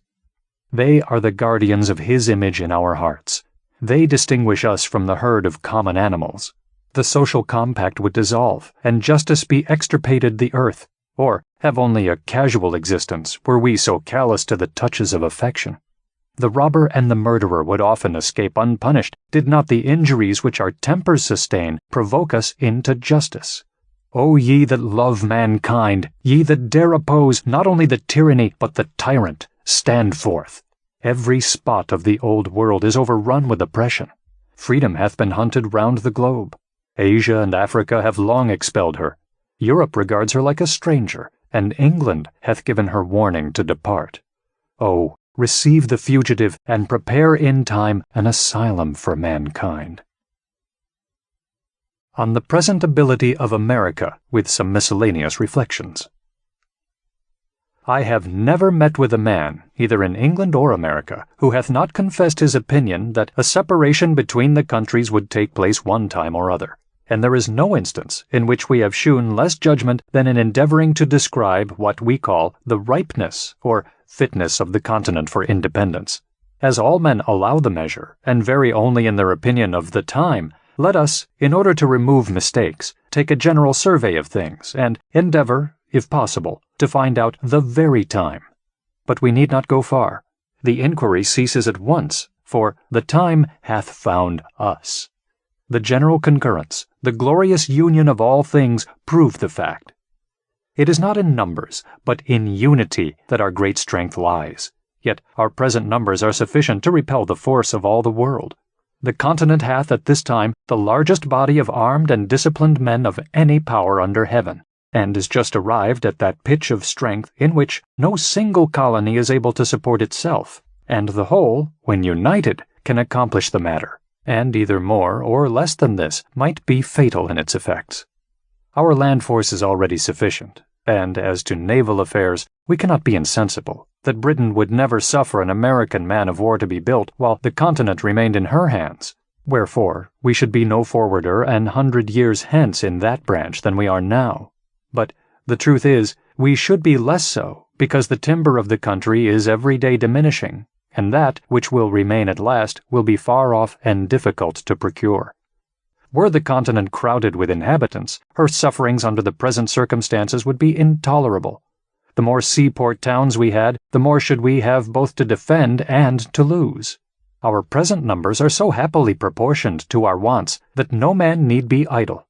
The diminution of trade affords an army, and the necessities of an army create a new trade. Debts we have none, and whatever we may contract on this account will serve as a glorious memento of our virtue. Can we but leave posterity with a settled form of government, an independent constitution of its own, the purchase at any price will be cheap. But to expend millions for the sake of getting a few vile acts repealed and routing the present ministry only is unworthy the charge, and is using posterity with the utmost cruelty, because it is leaving them with the great work to do, and a debt upon their backs from which they derive no advantage. Such a thought is unworthy a man of honor, and is the true characteristic of a narrow heart and a peddling politician. The debt we may contract doth not deserve our regard if the work be but accomplished. No nation ought to be without a debt. A national debt is a national bond, and, when it bears no interest, is in no case a grievance. Britain is oppressed with a debt of upwards of 140 millions sterling, for which she pays upwards of 4 millions interest. And as for compensation for her debt, she has a large navy. America is without debt, and without a navy, yet, for the 20th part of the English national debt, could have a navy as large again. The navy of England is not worth, at this time, more than 3 millions and a half sterling. The first and second editions of this pamphlet were published without the following calculations, which are now given as a proof that the above estimation of the navy is a just one. See Entick's Naval History Intro, page 56. No country on the globe is so happily situated or so internally capable of raising a fleet as America. Tar, timber, iron, and cordage are her natural produce. We need go abroad for nothing, whereas the Dutch, who make large profits by hiring out their ships of war to the Spaniards and Portuguese, are obliged to import most of the materials they use. We ought to view the building a fleet as an article of commerce, it being the natural manufactory of this country. It is the best money we can lay out. A navy, when finished, is worth more than it cost, and is that nice point in national policy, in which commerce and protection are united. Let us build. If we want them not, we can sell, and by that means replace our paper currency with ready gold and silver. In point of manning a fleet, people in general run into great errors. It is not necessary that 1/4 part should be sailors. The terrible privateer Captain Death stood the hottest engagement of any ship last war, yet had not 20 sailors on board, though her complement of men was upwards of 200. A few able and social sailors will soon instruct a sufficient number of active landmen in the common work of a ship. Wherefore, we never can be more capable to begin on maritime matters than now, while our timber is standing, our fisheries blocked up, and our sailors and shipwrights out of employ. Men of war of 70 and 80 guns were built 40 years ago in New England, and why not the same now? Shipbuilding is America's greatest pride, and in which she will in time excel the whole world. The great empires of the East are mostly inland, and consequently excluded from the possibility of rivaling her. Africa is in a state of barbarism, and no power in Europe hath either such an extent of coast or such an internal supply of materials. Where nature hath given the one, she has withheld the other. To America only hath she been liberal of both. The vast empire of Russia is almost shut out from the sea, wherefore her boundless forests, her tar, iron, and cordage are only articles of commerce. In point of safety, ought we to be without a fleet? We are not the little people now which we were 60 years ago. At that time we might have trusted our property in the streets, or fields rather, and slept securely without locks or bolts on our doors or windows. The case now is altered, and our methods of defense ought to improve with our increase of property. A common pirate, 12 months ago, might have come up the Delaware and laid the city of Philadelphia under instant contribution, for what sum he pleased, and the same might have happened to other places. Nay, any daring fellow in a brig of 14 or 16 guns might have robbed the whole continent and carried off 500,000 of money. These are circumstances which demand our attention, and point out the necessity of naval protection. Some perhaps will say that after we have made it up with Britain, she will protect us. Can we be so unwise as to mean that she shall keep a navy in our harbors for that purpose? Common sense will tell us that the power which hath endeavored to subdue us is of all others the most improper to defend us. Conquest may be effected under the pretense of friendship, and ourselves, after a long and brave resistance, be at last cheated into slavery.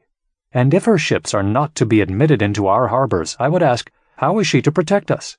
A navy 3,000 or 4,000 miles off can be of little use, and on sudden emergencies, none at all. Wherefore, if we must hereafter protect ourselves, why not do it for ourselves? Why do it for another? The English list of ships of war is long and formidable, but not a tenth part of them are at any one time fit for service. Numbers of them not in being, yet their names are pompously continued in the list, if only a plank be left of the ship. And not a fifth part of such as are fit for service can be spared on any one station at one time. The East and West Indies, Mediterranean, Africa, and other parts over which Britain extends her claim make large demands upon her navy. From a mixture of prejudice and inattention, we have contracted a false notion respecting the navy of England, and have talked as if we should have the whole of it to encounter at once, and for that reason supposed that we must have one as large, which, not being instantly practicable, have been made use of by a set of disguised Tories to discourage our beginning thereon. Nothing can be farther from truth than this. For if America had only a 20th part of the naval force of Britain, she would be by far an overmatch for her, because, as we neither have nor claim any foreign dominion, our whole force would be employed on our own coast, where we should, in the long run, have 2 to 1 the advantage of those who had 3,000 or 4,000 miles to sail over before they could attack us, and the same distance to return in order to refit and recruit.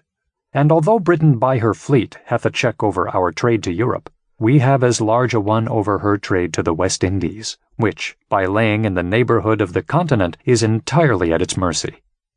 Some method might be fallen on to keep up a naval force in time of peace, if we should not judge it necessary to support a constant navy. If premiums were to be given to merchants to build and employ in their service ships mounted with 20, 30, 40, or 50 guns, the premiums to be in proportion to the loss of bulk to the merchants, 50 or 60 of those ships, with a few guard ships on constant duty, would keep up a sufficient navy, and that without burdening ourselves with the evil so loudly complained of in England of suffering their fleet, in time of peace, to lie rotting in the docks. To unite the sinews of commerce and defense is sound policy, for when our strength and our riches play into each other's hand, we need fear no external enemy. In almost every article of defense we abound. Hemp flourishes even to rankness, so that we need not want cordage. Our iron is superior to that of other countries, our small arms equal to any in the world. Cannon we can cast at pleasure. Saltpeter and gunpowder we are every day producing. Our knowledge is hourly improving.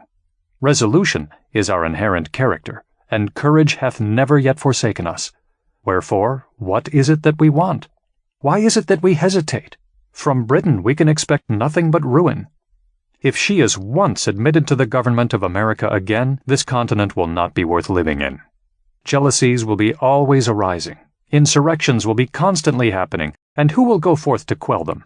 Who will venture his life to reduce his own countrymen to a foreign obedience? The difference between Pennsylvania and Connecticut, respecting some unlocated lands, shews the insignificance of a British government, and fully proves that nothing but continental authority can regulate continental matters. Another reason why the present time is preferable to all others is that the fewer our numbers are, the more land there is yet unoccupied, which, instead of being lavished by the king on his worthless dependents, may be hereafter applied not only to the discharge of the present debt, but to the constant support of government. No nation under heaven hath such an advantage as this. The infant state of the colonies, as it is called, so far from being against, is an argument in favor of independence. We are sufficiently numerous, and were we more so, we might be less united. It is a matter worthy of observation that the more a country is peopled, the smaller their armies are. In military numbers, the ancients far exceeded the moderns, and the reason is evident. for trade being the consequence of population, men become too much absorbed thereby to attend to anything else. Commerce diminishes the spirit, both of patriotism and military defense, and history sufficiently informs us that the bravest achievements were always accomplished in the non-age of a nation. With the increase of commerce, England hath lost its spirit. The city of London, notwithstanding its numbers, submits to continued insults with the patience of a coward. The more men have to lose, the less willing are they to venture. The rich are in general slaves to fear, and submit to courtly power with the trembling duplicity of a spaniel.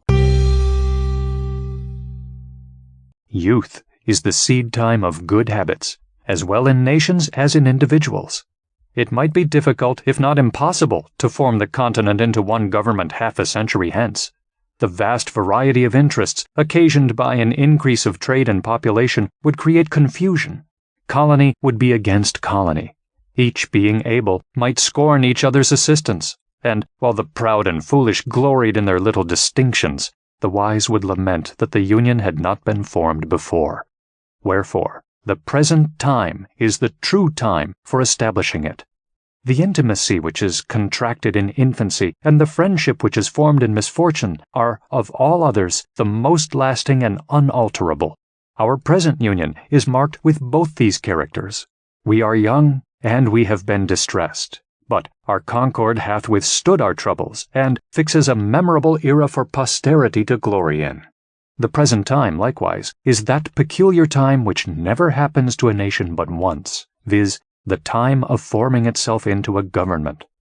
Most nations have let slip the opportunity, and by that means have been compelled to receive laws from their conquerors, instead of making laws for themselves. First, they had a king, and then a form of government, whereas the articles or charter of government should be formed first, and men delegated to execute them afterward. But from the errors of other nations, let us learn wisdom, and lay hold of the present opportunity to begin government at the right end. When William the Conqueror subdued England, he gave them law at the point of the sword, and, until we consent that the seat of government, in America, be legally and authoritatively occupied, we shall be in danger of having it filled by some fortunate ruffian, who may treat us in the same manner, and then where will be our freedom? Where our property? As to religion, I hold it to be the indispensable duty of all government to protect all conscientious professors thereof, and I know of no other business which government hath to do therewith. Let a man throw aside that narrowness of soul, that selfishness of principle which the niggards of all professions are so unwilling to part with, and he will be at once delivered of his fears on that head. Suspicion is the companion of mean souls, and the bane of all good society. For myself, I fully and conscientiously believe that it is the will of the Almighty that there should be diversity of religious opinions among us. It affords a larger field for our Christian kindness. Were we all of one way of thinking, our religious dispositions would want matter for probation, and on this liberal principle I look on the various denominations among us to be like children of the same family, differing only in what is called their Christian names. In page 3, paragraph 47, I threw out a few thoughts on the propriety of a continental charter, for I only presume to offer hints, not plans, and in this place I take the liberty of re-mentioning the subject by observing that a charter is to be understood as a bond of solemn obligation, which the whole enters into to support the right of every separate part, whether of religion, personal freedom, or property. A firm bargain and a right reckoning make long friends. In a former page I likewise mentioned the necessity of a large and equal representation, and there is no political matter which more deserves our attention. A small number of electors or a small number of representatives are equally dangerous, but if the number of the representatives be not only small but unequal, the danger is increased. As an instance of this, I mention the following. When the Associators' petition was before the House of Assembly of Pennsylvania, 28 members only were present. All the Bucks County members, being 8, voted against it, and had 7 of the Chester members done the same, this whole province had been governed by 2 counties only, and this danger it is always exposed to. The unwarrantable stretch, likewise, which that House made in their last sitting to gain an undue authority over the delegates of that province, ought to warn the people at large how they trust power out of their own hands. A set of instructions for the delegates were put together, which, in point of sense and business, would have dishonored a schoolboy, and, after being approved by a very few, without doors, were carried into the House and there passed in behalf of the whole colony. Whereas, did the whole colony know with what ill will that House hath entered on some necessary public measures, they would not hesitate a moment to think them unworthy of such a trust. Immediate necessity makes many things convenient, which, if continued, would grow into oppressions. Expedience and right are different things. When the calamities of America required a consultation, there was no method so ready, or at that time so proper, as to appoint persons from the several houses of assembly for that purpose, and the wisdom with which they have proceeded hath preserved this continent from ruin. But, as it is more than probable that we shall never be without a Congress, every well-wisher to good order must own that the mode for choosing members of that body deserves consideration, and I put it as a question to those who make a study of mankind whether representation and election is not too great a power for one and the same body of men to possess. When we are planning for posterity, we ought to remember that virtue is not hereditary. It is from our enemies that we often gain excellent maxims and are frequently surprised into reason by their mistakes. Mr. Cornwall, one of the Lords of the Treasury, treated the petition of the New York Assembly with contempt because that House, he said, consisted but of 26 members, which trifling number, he argued, could not with decency be put for the whole. We thank him for his involuntary honesty. To conclude, however strange it may appear to some, or however unwilling they may be to think so, matters not. But many strong and striking reasons may be given to shew that nothing can settle our affairs so expeditiously as an open and determined declaration for independence. Some of which are, first, it is the custom of nations, when any two are at war, for some other powers, not engaged in the quarrel, to step in as mediators and bring about the preliminaries of a peace. But while America calls herself the subject of Great Britain, no power, however well disposed she may be, can offer her mediation. Wherefore, in our present state, we may quarrel on forever. Secondly, it is unreasonable to suppose that France or Spain will give us any kind of assistance, if we mean only to make use of that assistance for the purpose of repairing the breach and strengthening the connection between Britain and America, because those powers would be sufferers by the consequences. Thirdly, while we profess ourselves the subjects of Britain, we must, in the eye of foreign nations, be considered as rebels. The precedent is somewhat dangerous to their peace, for men to be in arms under the name of subjects. We, on the spot, can solve the paradox. But to unite resistance and subjection requires an idea much too refined for common understanding.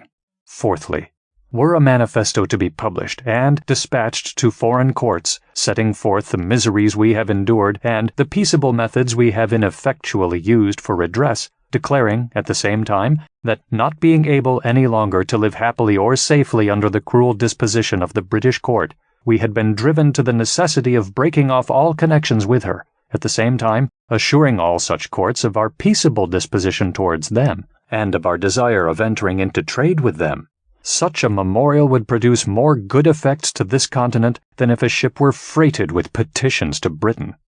Under our present denomination of British subjects, we can neither be received nor heard abroad.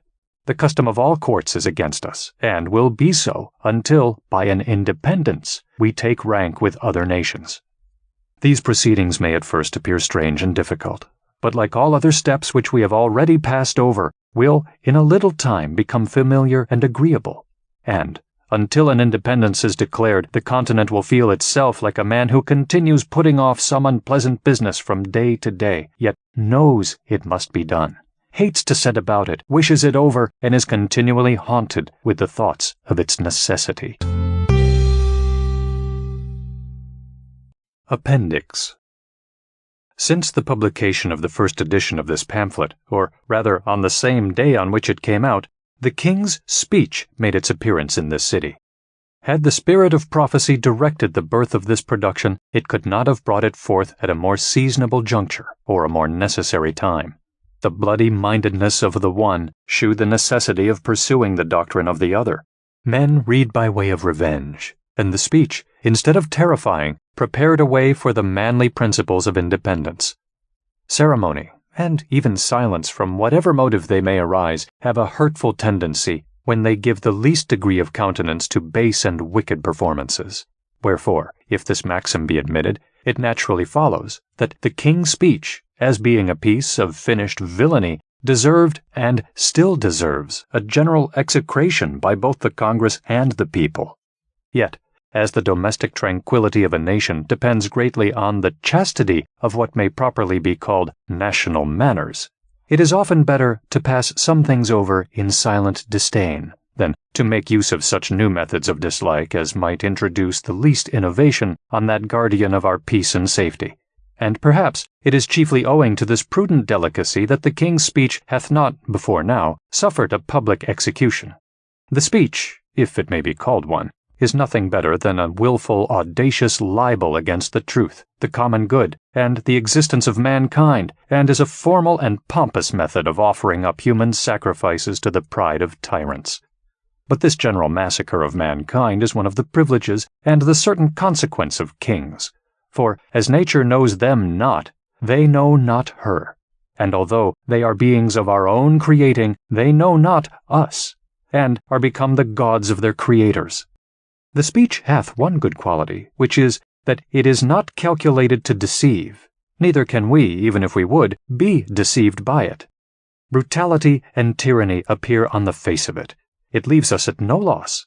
And every line convinces, even in the moment of reading, that he who hunts the woods for prey, the naked and untutored Indian, is less a savage than the King of Britain.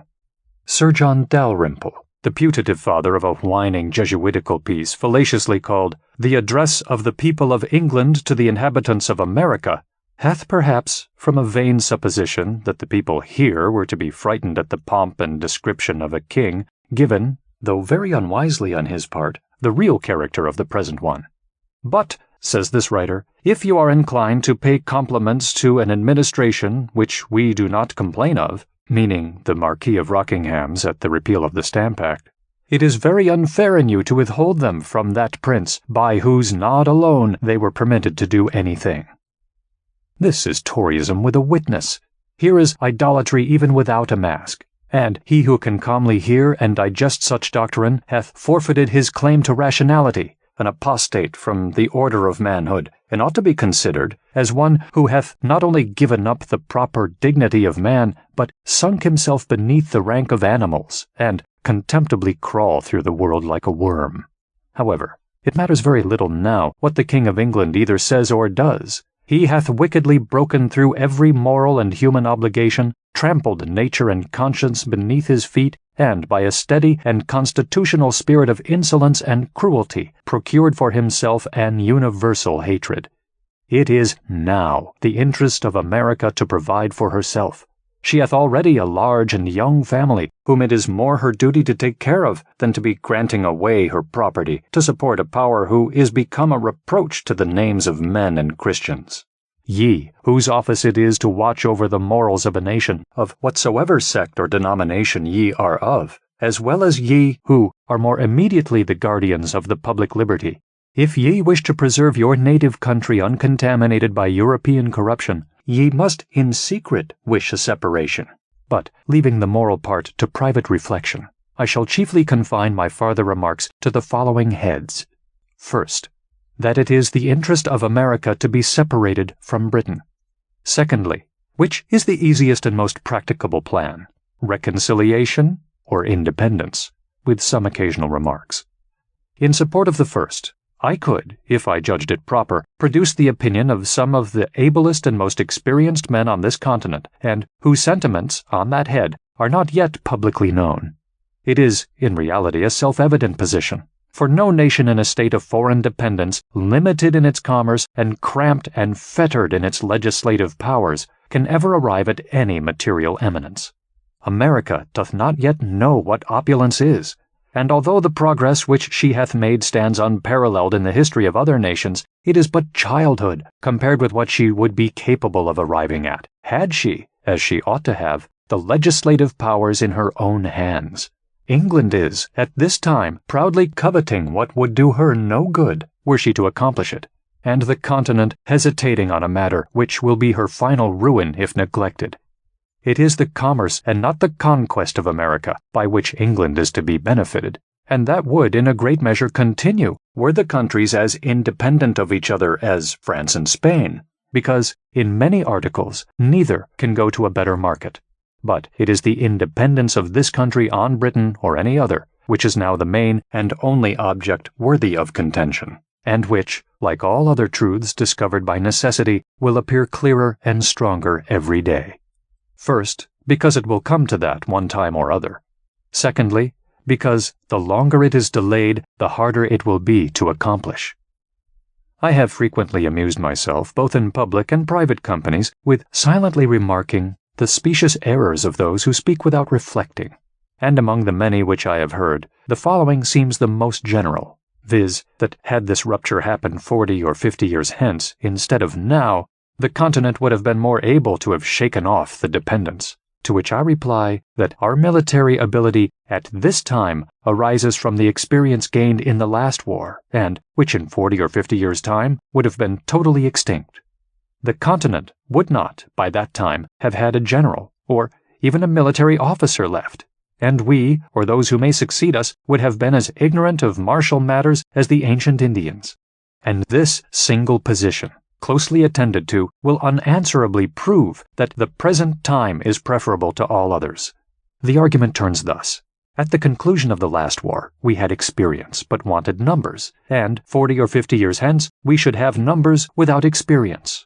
Wherefore, the proper point of time must be some particular point between the two extremes, in which a sufficiency of the former remains, and a proper increase of the latter is obtained, and that point of time is the present time. The reader will pardon this digression, as it does not properly come under the head I first set out with, and to which I again return by the following position, viz. Should affairs be patched up with Britain, and she to remain the governing and sovereign power of America, which, as matters are now circumstanced, is giving up the point entirely, we shall deprive ourselves of the very means of sinking the debt we have, or may contract. The value of the backlands which some of the provinces are clandestinely deprived of by the unjust extension of the limits of Canada, valued only at £5 sterling per 100 acres, amount to upwards of 25 millions Pennsylvania currency, and the quit rents at 1 penny sterling per acre, 2 millions yearly. It is by the sale of those lands that the debt may be sunk, without burthen to any, and the quit rent reserved thereon will always lessen, and in time will wholly support the yearly expense of government. It matters not how long the debt is in paying, so that the lands, when sold, be applied to the discharge of it, and for the execution of which the Congress, for the time being, will be the continental trustees. I proceed now to the second head, viz., which is the easiest and most practicable plan: reconciliation or independence, with some occasional remarks. He who takes nature for his guide is not easily beaten out of his argument, and on that ground I answer, generally, that independence, being a single simple line contained within ourselves, and reconciliation, a matter exceedingly perplexed and complicated, and in which a treacherous, capricious court is to interfere, gives the answer without a doubt. The present state of America is truly alarming to every man who is capable of reflection. Without law, without government, without any other mode of power than what is founded on, and granted by courtesy, held together by an unexampled concurrence of sentiment, which is nevertheless subject to change, and which every secret enemy is endeavoring to dissolve. Our present condition is legislation without law, wisdom without a plan, a constitution without a name, and, what is strangely astonishing, perfect independence contending for dependence. The instance is without a precedent. The case never existed before, and who can tell what may be the event? The property of no man is secure in the present unbraced system of things. The mind of the multitude is left at random, and seeing no fixed object before them, they pursue such as fancy or opinion starts. Nothing is criminal. There is no such thing as treason, wherefore everyone thinks himself at liberty to act as he pleases. The Tories dared not have assembled offensively had they known that their lives by that act were forfeited to the laws of the state. a line of distinction should be drawn between English soldiers taken in battle and inhabitants of America taken in arms. The first are prisoners, but the latter traitors. The one forfeits his liberty, the other his head. Notwithstanding our wisdom, there is a visible feebleness in some of our proceedings which gives encouragement to dissensions. The continental belt is too loosely buckled, and if something is not done in time, it will be too late to do anything, and we shall fall into a state in which neither reconciliation nor independence will be practicable. The king and his worthless adherents are got at their old game of dividing the continent, and there are not wanting among us printers who will be busy in spreading specious falsehoods. The artful and hypocritical letter which appeared a few months ago in 2 of the New York papers, and likewise in 2 others, is an evidence that there are men who want either judgment or honesty. It is easy getting into holes and corners and talking of reconciliation. But do such men seriously consider how difficult the task is, and how dangerous it may prove should the continent divide thereon? Do they take within their view all the various orders of men whose situation and circumstances, as well as their own, are to be considered therein? Do they put themselves in the place of the sufferer whose all is already gone, and of the soldier who hath quitted all for the defense of his country? If their ill-judged moderation be suited to their own private situations only, regardless of others, the event will convince them that they are reckoning without their host. Put us, says some, on the footing we were on in 63, to which I answer, the request is not now in the power of Britain to comply with, neither will she propose it. But if it were, and even should be granted, I ask, as a reasonable question, by what means is such a corrupt and faithless court to be kept to its engagements? Another Parliament, nay, even the present, may hereafter repeal the obligation, on the pretense of its being violently obtained or unwisely granted. And in that case, where is our redress? No going to law with nations.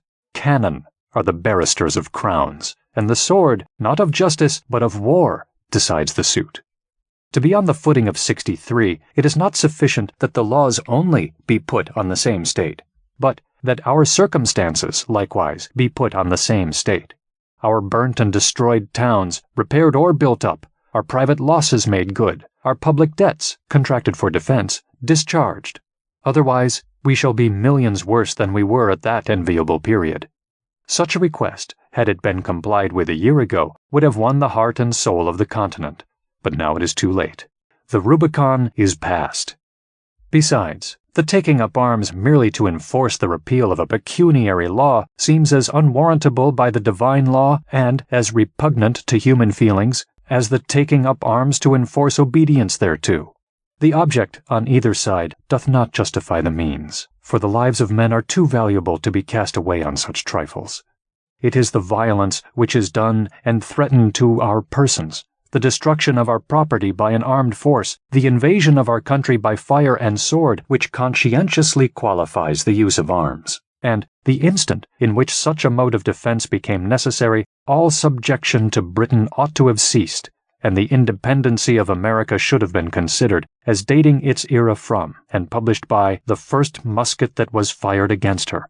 This line is a line of consistency, neither drawn by caprice nor extended by ambition, but produced by a chain of events, of which the colonies were not the authors. I shall conclude these remarks with the following timely and well-intended hints. We ought to reflect that there are 3 different ways by which an independency may hereafter be effected, and that one of those 3 will one day or other be the fate of America, viz., by the legal voice of the people in Congress, by a military power, or by a mob. It may not always happen that our soldiers are citizens, and the multitude a body of reasonable men. Virtue, as I have already remarked, is not hereditary, neither is it perpetual. Should an independency be brought about by the first of those means, we have every opportunity and every encouragement before us to form the noblest, purest constitution on the face of the earth. We have it in our power to begin the world over again. A situation similar to the present hath not happened since the days of Noah until now. The birthday of a new world is at hand, and a race of men, perhaps as numerous as all Europe contains, are to receive their portion of freedom from the event of a few months. The reflection is awful, and, in this point of view, how trifling, how ridiculous do the little paltry cavillings of a few weak or interested men appear, when weighed against the business of a world. Should we neglect the present favorable and inviting period, and an independence be hereafter effected by any other means, we must charge the consequence to ourselves, or to those rather whose narrow and prejudiced souls are habitually opposing the measure without either inquiring or reflecting. There are reasons to be given in support of independence which men should rather privately think of than be publicly told of. We ought not now to be debating whether we shall be independent or not, but anxious to accomplish it on a firm, secure, and honorable basis, and uneasy rather that it is not yet begun upon. Every day convinces us of its necessity.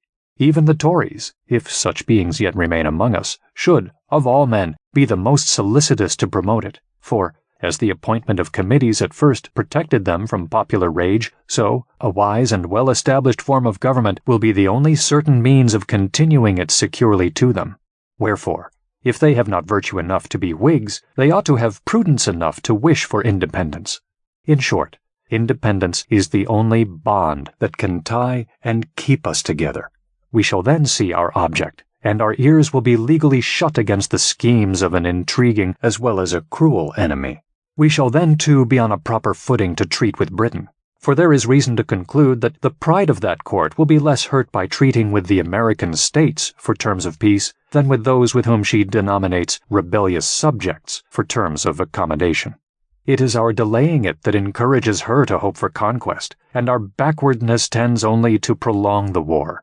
As we have, without any good effect therefrom, withheld our trade to obtain a redress of our grievances, let us now try the alternative by independently redressing them ourselves, and then offering to open the trade.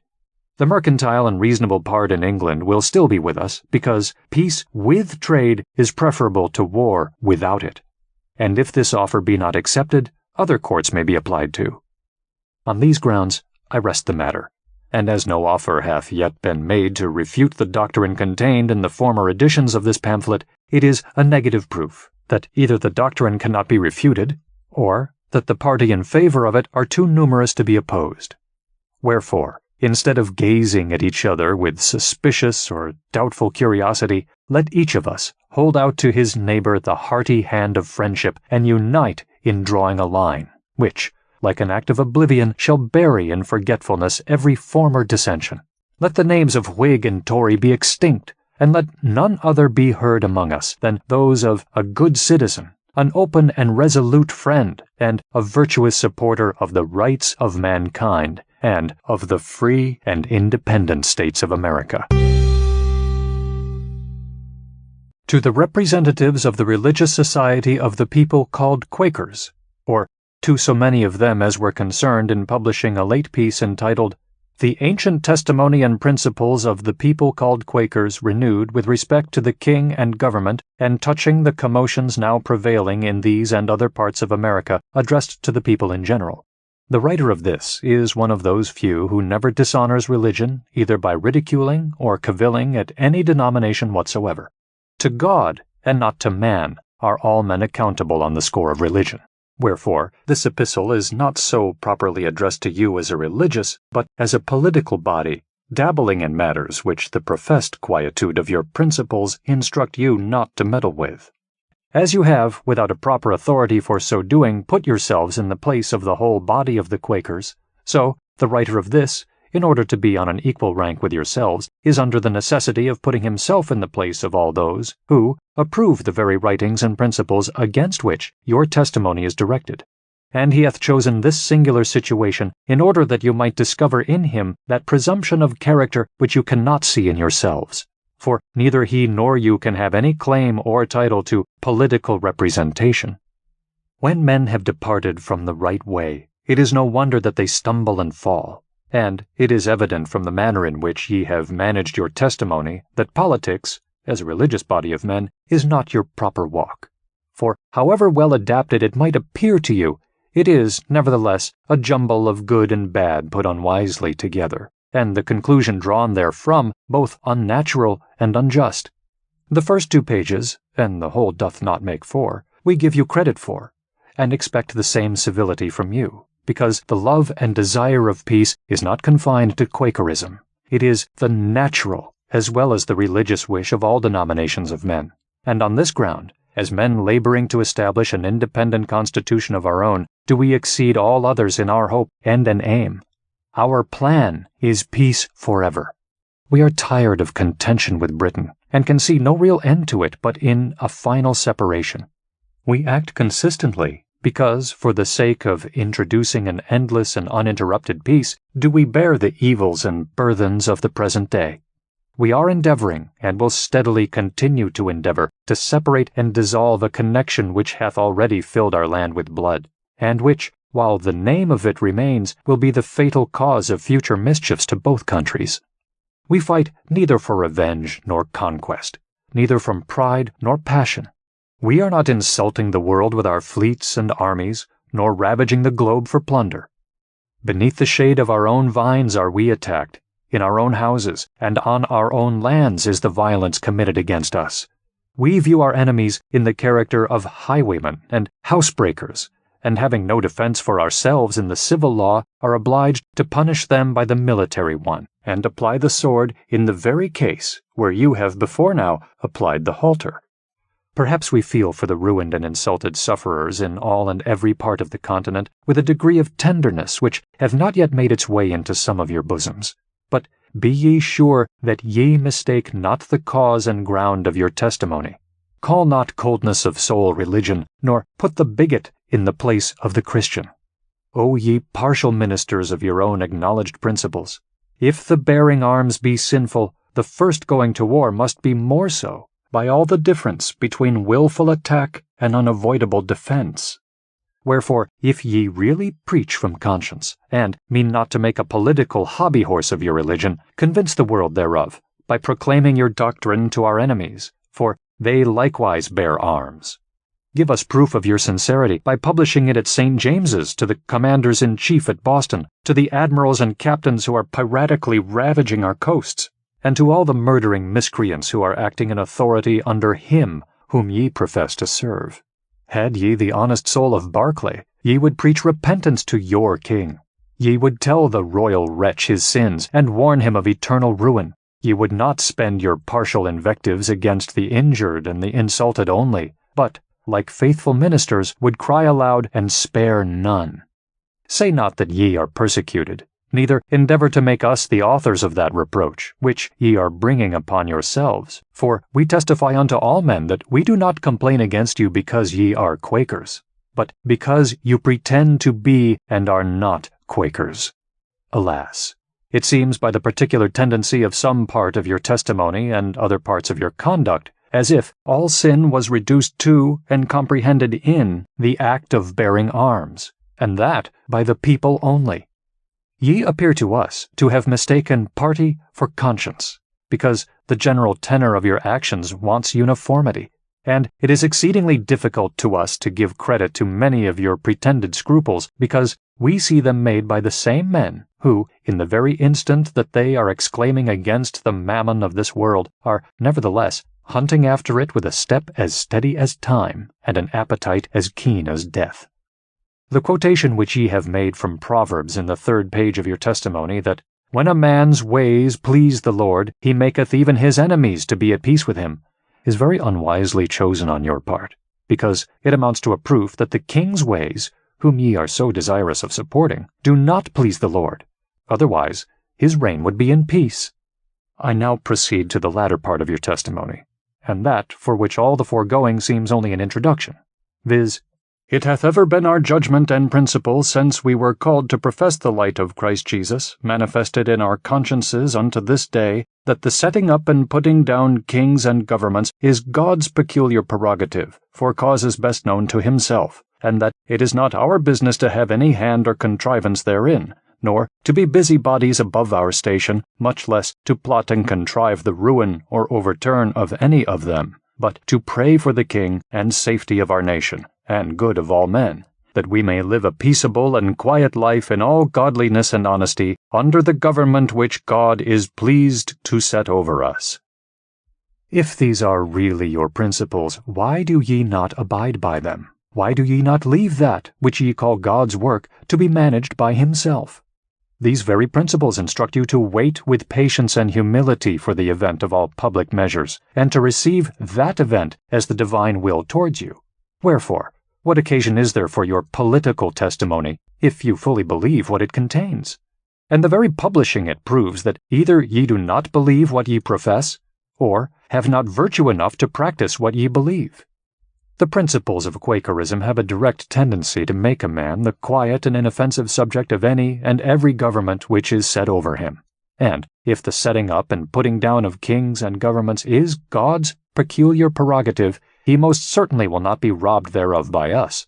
Wherefore, the principle itself leads you to approve of everything which ever happened, or may happen to kings, as being his work. Oliver Cromwell thanks you. Charles then died not by the hands of man, and, should the present proud imitator of him come to the same untimely end, the writers and publishers of the testimony are bound, by the doctrine it contains, to applaud the fact.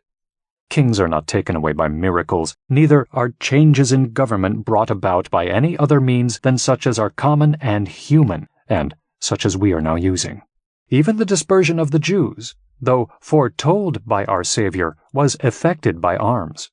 Wherefore, as ye refuse to be the means of one side, ye ought not to be meddlers on the other, but to wait the issue in silence, and, unless ye can produce divine authority to prove that the Almighty, who hath created and placed this new world at the greatest distance it could possibly stand, east and west, from every part of the old, doth nevertheless disapprove of its being independent of the corrupt and abandoned court of Britain, unless I say ye can shew this, how can ye, on the ground of your principles, justify the exciting and stirring up of the people, firmly to unite in the abhorrence of all such writings and measures, as evidence a desire and design to break off the happy connection we have hitherto enjoyed with the kingdom of Great Britain, and our just and necessary subordination to the king, and those who are lawfully placed in authority under him?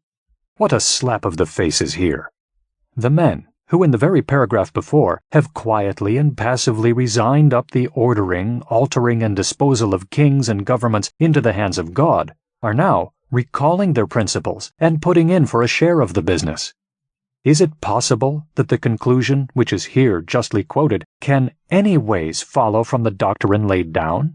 The inconsistency is too glaring not to be seen, the absurdity too great not to be laughed at, and such as could only have been made by those whose understandings were darkened by the narrow and crabby spirit of a despairing political party. For ye are not to be considered as the whole body of the Quakers, but only as a factional and fractional part thereof. Here ends the examination of your testimony, which I call upon no man to abhor as ye have done, but only to read and judge of fairly, to which I subjoin the following remark, that the setting up and putting down of kings most certainly mean the making him a king who is yet not so, and the making him no king who is already one. And pray, what hath this to do in the present case? We neither mean to set up nor to put down, neither to make nor to unmake, but to have nothing to do with them.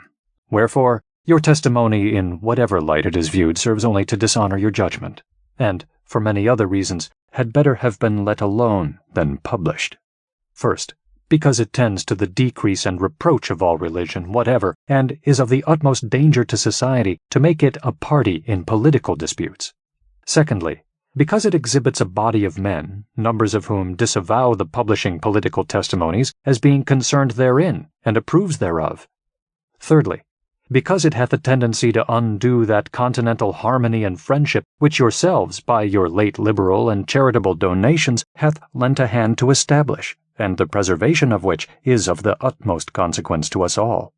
And here, without anger or resentment, I bid you farewell, sincerely wishing that, as men and Christians, ye may always fully and uninterruptedly enjoy every civil and religious right, and be, in your turn, the means of securing it to others, but that the example which ye have unwisely set, of mingling religion with politics, may be disavowed and reprobated by every inhabitant of America.